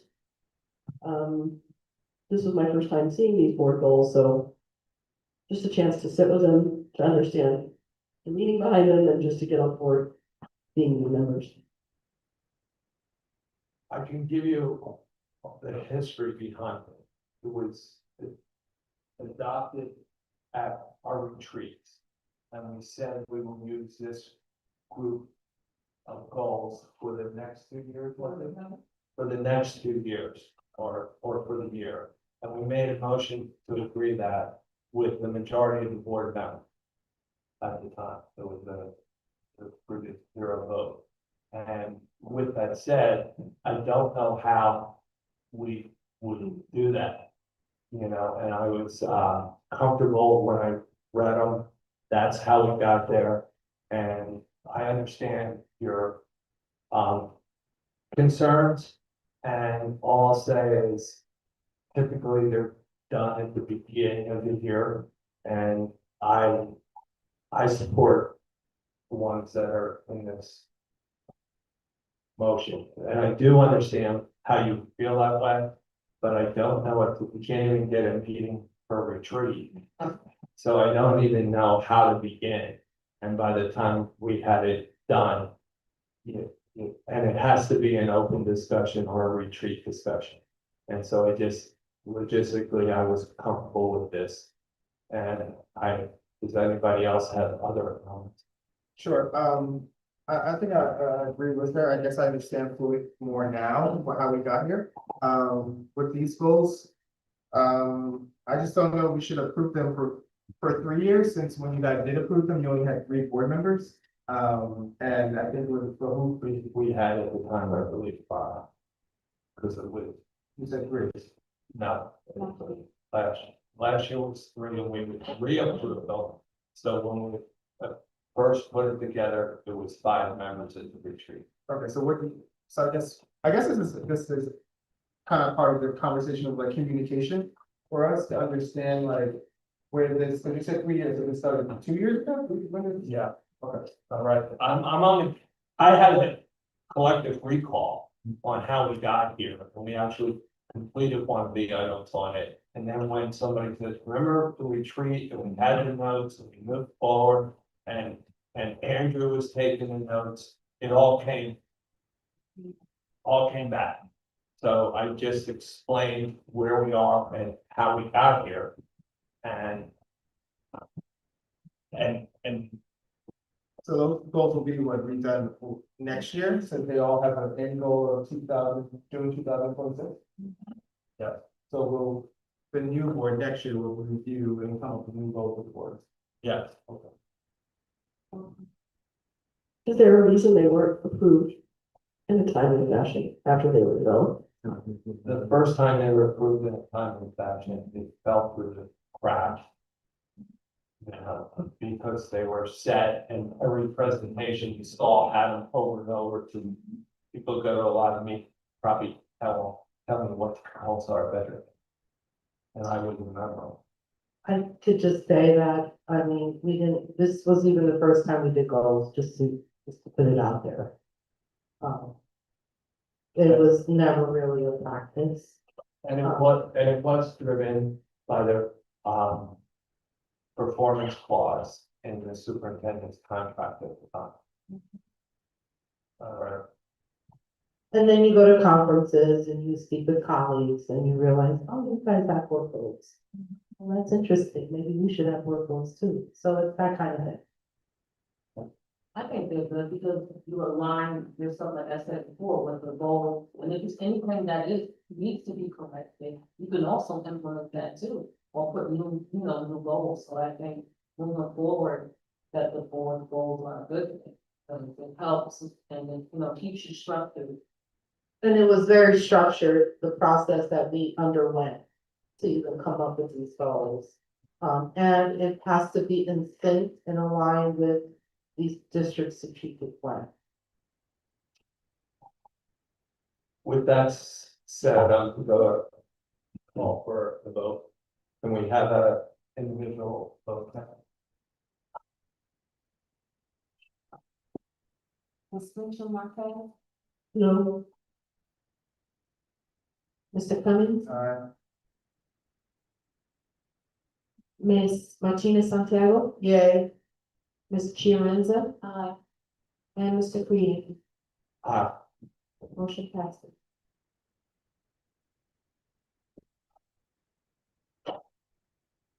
And I'm going to interject. We don't always have to agree. We just vote what we think. All right. All right, so now to 18.3. Oh, down to the second. Second read. Okay, we're gonna group together. 18.3. 18.5. 18.4 and 18.5. Okay, together. Do I have a motion to approve those five? So Second. All in favor? I.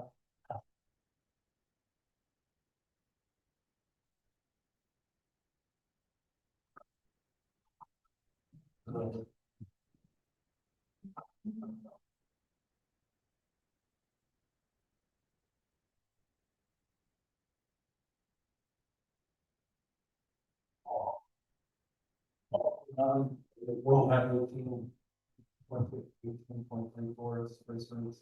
Yeah, do we? Okay, that's what I was getting at. So it's 18, the next vote will approve 18.6, approve 18.34. So. Second. All in favor? I. Motion carried.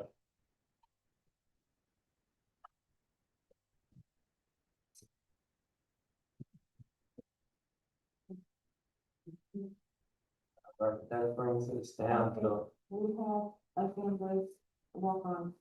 yeah, are we down to the walk-ons? You can unmute Kate now. Unmute go, Kate. Oh. All right,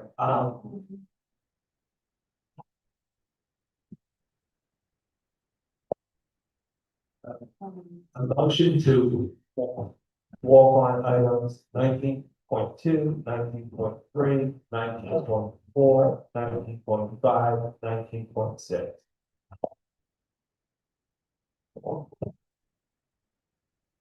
So moved. Second. Second. All in favor? Aye.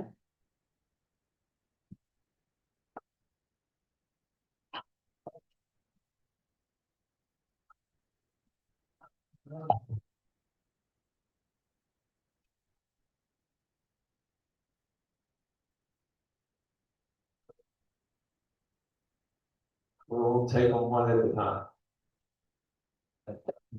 Do that right? Okay.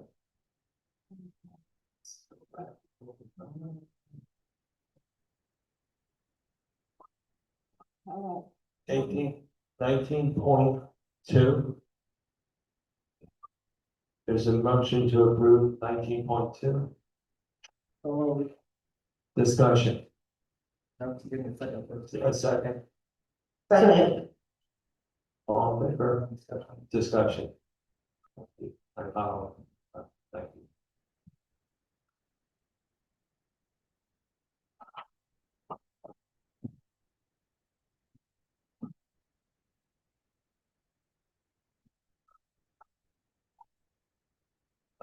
This is the only thing I'm allowed to say, I guess, is this is the construction contract that was referenced in the presentation. I have a motion to approve. A vote. All in favor? Aye. So moved.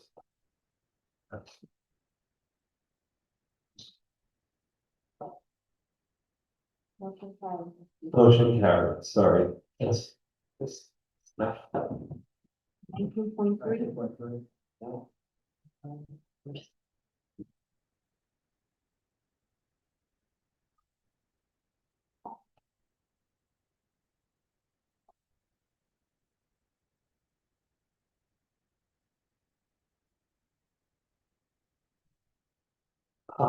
This is once again, I don't know this, prime construction. They also executing the mechanical portion. All right. So is there a motion to approve 19.3? So. A second. All in favor? Aye. 19.4.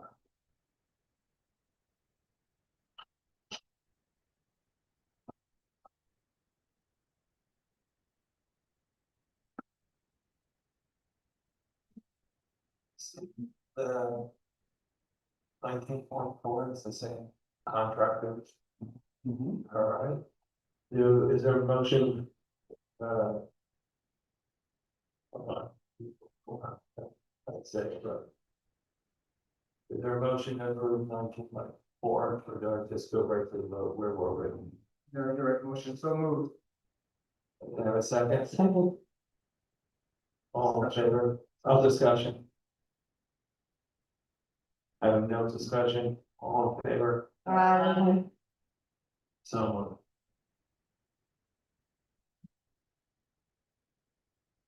Now we're doing the fun.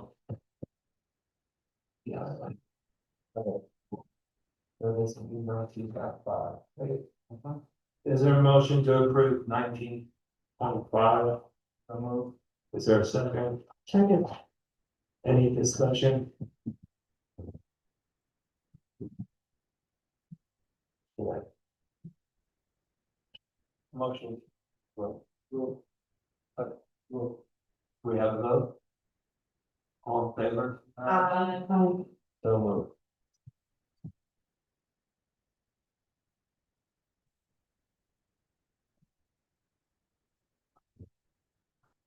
Uh, 19.6. yes, but I'm saying. Let's just making sure that if the contract out there. All right.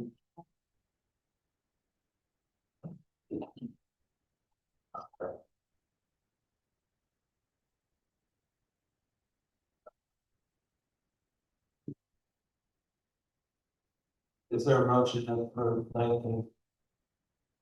So moved. All in favor? We need a second. Second.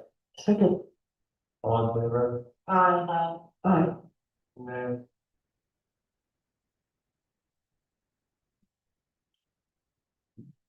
Now, discussion, any discussion? Do it. Take the vote. Okay, time to vote. We took the vote already. Yeah, sorry. Wait.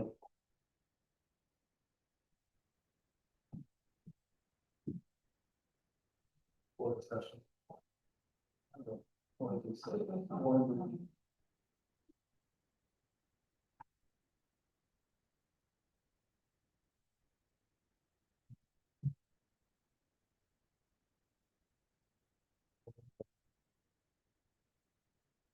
The discussion is the board retreat. We're having a problem getting us all in the same place. So could we have a discussion on how we want to proceed? I think we should wait until the new year. At this time, at this point, I'll wait until someone, my schedule was booked for the rest of the year, so I think we should wait until the new year. And figure out some dates in January. All right, now I am going to be, the personnel we plan, highly accredited, the head of the New York SED. And now she's ran one of the biggest school districts in the nation, and she's got off Florida. So the only thing we could do is, could she do it? I could always call her to see if she's available in January, and she'll come out. If she could come up in January, she's worth waiting for. Yeah. Did I pay for her son? Did I pay for her to come back? Well, she might be back in New York Okay. for January, she's going away for September. Yeah. But she should be back, in New York. Yeah, let's find that out first, no? And could you help me with the name? I think Miriam. Mariana. Mary, and Yes, and she was department, she's the commission. as indeed for New York. And then she's the fifth largest in Florida. She's one of the biggest school districts in the county, that's why we went. All right, so for discussion, will we wait? Becky's for basic. Promise her good meal at the culinary or whatever else she wants, Becky, see if we can get her back here. Are we talking about? Is that a typical format where an outside consultant is brought in to do the board retreats? Typically, I'm gonna give you a typical one and why I'm so high on this. Typically, we call New States NISBA School Board Association. And they come in and no matter what we tell them, they walk through the same basic presentation. I'd be happy to subject you to that. All right, but if I compare the two, the one was an 11, and maybe somewhere in the middle, a lot less. Do we have any perspective dates? I mean, okay, so we could try to give her, but are there any dates in general that make it work better for all of us? So that way. Why don't we, Hold on a minute, Bob, we can put our dates out there, give them to Becky, and then Miss Mary Ellen can pick, what's feasible for her. So are they in the? I think that's a one. Great suggestion, let's put a hold on it. Hey, wait, let me agree with Eleanor. It's a great suggestion. Everybody send Becky when they're free or in January. Okay. Or else send them to me. Okay, because what I typically do, I ask her for her face and I send it to you guys, so I'm gonna do to you guys. So you can select the days that you guys are available. Is that better? Cause I gotta work around her schedule and her work around ours.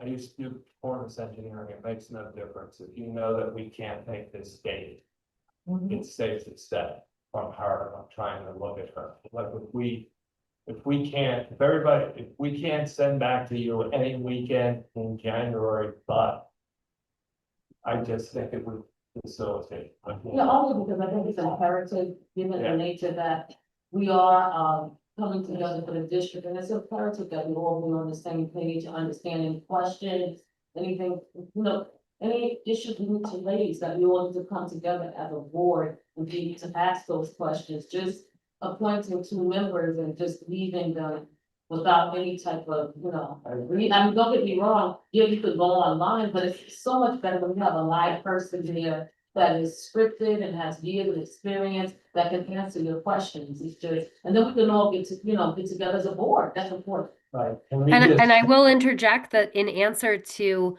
Naomi's question, yes. My experience, I've never attended a board retreat that didn't have a contracted facilitator. That's very common. That's important. Well, I'll put out there that January is free now, but December it won't be, so let's figure it out sooner than later. That's what I mean. Yeah, that's what By I'm saying. tomorrow, we send our dates to Becky. Yeah, we can just send a date, if you know it's available. Just send when you're not, just send Becky the weekend you're not available in January. What is this cost? What are the costs associated with this trip? No idea. I'd have to go back and look at the contract. I'd have to go back. $5,000. That's highway robbery. Yeah, what the hell? For what? That's. No, let me just chime in. No, I work with Mary Ellen to contract with her as a consultant for the district through BOSIN, so it's not as costly as you see. I'm bringing her on not only as a consultant to work with the board, but also with some. She's very, very. Fantastic. But cost in the back. Just to clarify, Mary Ellen is the former Commissioner of Education of New York State. So she is now in a consulting business, but she has probably the most broad, widespread experience base you could ever get as a facilitator in education in New York State. She has a tremendous experience base. Besides that, she also was the 5th largest school district in Florida in the United States. And I like escargot and lemon John, but I'm not gonna pay $5,000 for it. No, we bring her on, again, we bring her back as a, to provide us with multiple role security. I won't interject because I know what Mackenzie gets per hour per person. All right, and I've charged that money in the past by just sitting in a room. All right, and so it's a lot less than more than $5,000, believe me. All right. So with that said, can we have a plan of action? All right, and we're all going to tell Becky our calendar by tomorrow, Email me, that's fine. email. Oh. That brings us to. Oh, no, we have the budget transfer. Oh, that's just, Informational. All right, any questions on that, or we good? All right, Superintendent's comments? Thank you, board members. Thank you, community, for a spirited, informative, board meeting. Thank you, team, for your efforts, for being here, this evening, and looking forward to another day tomorrow. Thank you. That concludes my comments. Nail? I just wanted to say a quick word about SNAP benefits and, families feeling the strain of potential threats to that system. And I wanted to highlight our community food pantry that is open and available for families. It's located at the Parent Empowerment Center at the Poughkeepsie Middle School and operates Monday through Friday, 8 to 4 p.m. Visits are by appointment only, and families can contact their school liaison. Just want to say that we remain committed to caring for our students and families through this tough time. Not that there's a lot of people listening, but once it's casual for the fans, which is the easiest way to make a contribution. I might reach out to those. There's a phone number on here on the flyer. You could reach out to those staff members and ask.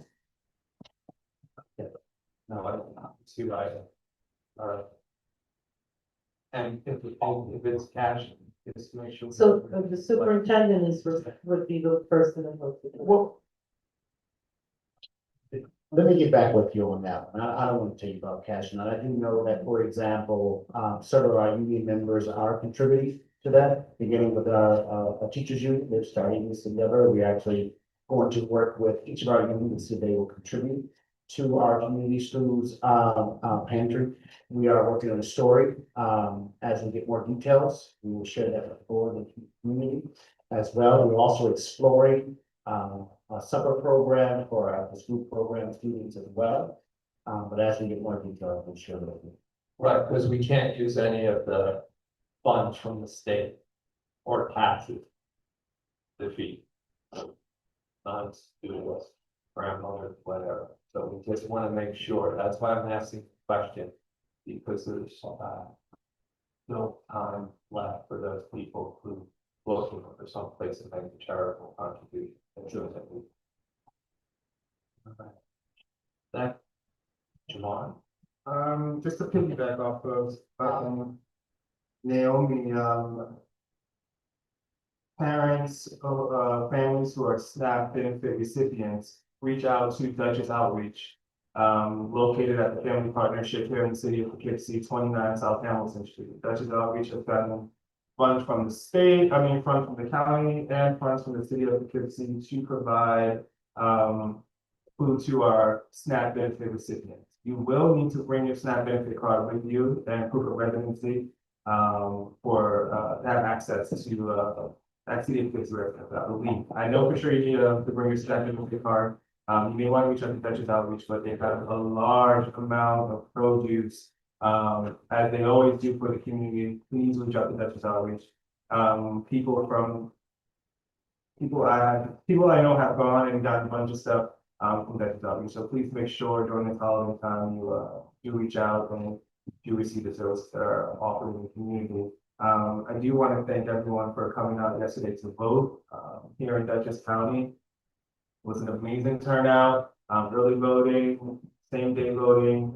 We made a big change in the community. So really want to give everyone a kudos, especially our 18 to 21-year-olds in this community. I think it's important that we stress the importance of voting, especially in our high school students and those about to graduate, so that they know the importance, get them registered, make sure they know their elected officials. Yeah, so I do appreciate everyone for going out for voting yesterday. And board president, as I've said at pretty much every meeting, I think we need to really adopt rules for these meetings. These meetings are chaotic at best, and I don't operate well in chaos. And honestly, if I was a parent looking at these meetings, I would probably understand why the rest of the district is chaotic if they just look at what happened up here, so. Yeah, I think we should put that into practice. Robert's rules of order are really simple. I think we can. We asked for a plain text, code of conduct, and there's a plain text and simple digestible version of Robert's rules of order, and I think we should, adopt them, use them, and you should use your gavel more. And I'll leave that. Thank you. Eleanor, No, I think the team is good. I'll Fatima, sorry. Jump ahead. No worries. I just want to further elevate the parent comment that was made today about greeting parents and students. Sort of what our protocol is for that. I have in a number of occasions, not only have I experienced that, but I've seen other parents experience that and have also have elevated to leadership. So looking forward to hearing back on what the protocol is. It seemed like it's getting worse and worse somehow. It's really bizarre. Like now I'm being told to wait outside and for engagement. So it's not getting any better, it's getting worse. I also want to reiterate what Jonathan had mentioned earlier about the long lines and waits. That is a persistent issue that's been the last few years. Was curious about the outdoor painting since we had our capital project done specific to, for example, the high school. It just seems like the colors are a bit brownish, and I think that there's a way that we can spruce up the outdoor space and also the landscaping. There's so much opportunity at the entrance of the high school. I'm sure there's opportunities at other buildings. I'm just specifically highlighting the high school because I think it needs attention. Another point I want to make with students with exceptionalities is that the former board have requested an audit because of the complexities and issues that kept coming up. And we felt that as a board, it was really important to get an objective view of what it is, how we're functioning in terms of our programming, and also get to the root cause of our issues. And I think it's really important that we follow through with that. And then I just want to give a shout out to Tucker. What an incredible person that she is. I just want to congratulate her for her recent honor. Just have it open, hold on. We are really lucky to have Tucker. I mean, I can't express that. We are freaking lucky to have a being like her. She is just so good with her kids. If you want to look at best practice, blue ribbon of the way school counselors and the kind of interactions that we should have, Tucker is like your blue ribbon. She got an honor of Mr. Mark, can you tell me, because I'm looking through this post here on Facebook and I can't see the actual title of the award. It is really good. She got she was given the Anthony Communal Counselor of the Year Award by Dutchess County Counseling Association. Bravo, Tucker. I love you dearly and thank you for absolutely everything you do for our kids.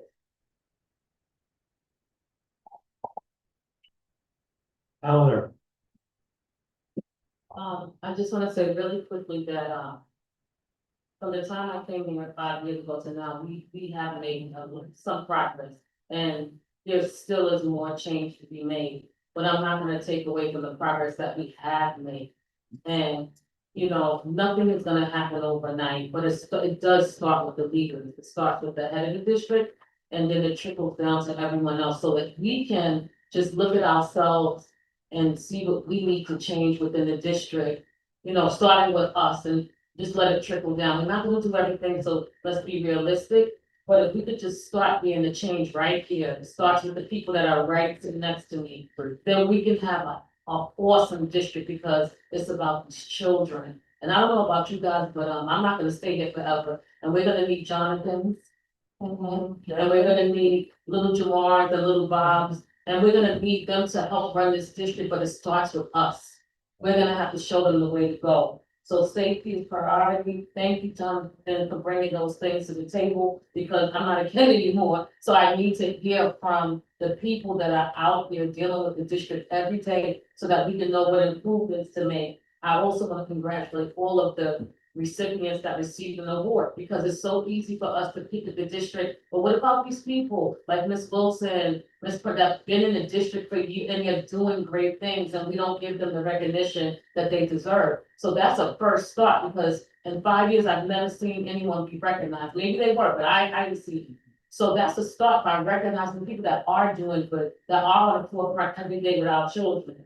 So I just want to say thank you, thank you, thank you. Thank you, Eleanor. I'd like to thank everybody who hung around and, and reflecting on it. I'm probably not gonna be the gavel guy, so I'm gonna ask everyone. We try and be as polite, keep voices calm and everything, but that's not necessarily bad unless we waste the time going back and forth. Because we're facing some real big challenges. And no one idea is gonna be the magic, from the magic pill thing. But the other thing is, we also have to spend the time, because it's not how good you are in life when you look at selling yourself or marketing. It's called marketplace perception. And we have to highlight students like Jonathan, highlight the accomplishments of our students, and make sure that people engage it. I read about that, what's happening there, and embrace it like the pool. We've been using the pool for a really long time, all right? And anything that's positive for the kids, and I'm gonna say the dissent of us and 9 unified votes are part of being a board. All right, we're not here to make friends, we're here to move the work for the kids, the taxpayers, and move everything along. So with that said, I'm gonna be friends. Well, that my wife tells me that after I come back to ranting about each meeting, so that's the calm down, so it's just my mantra. But with that, do I have a motion to adjourn? So moved. Second. All in favor? Aye. Aye.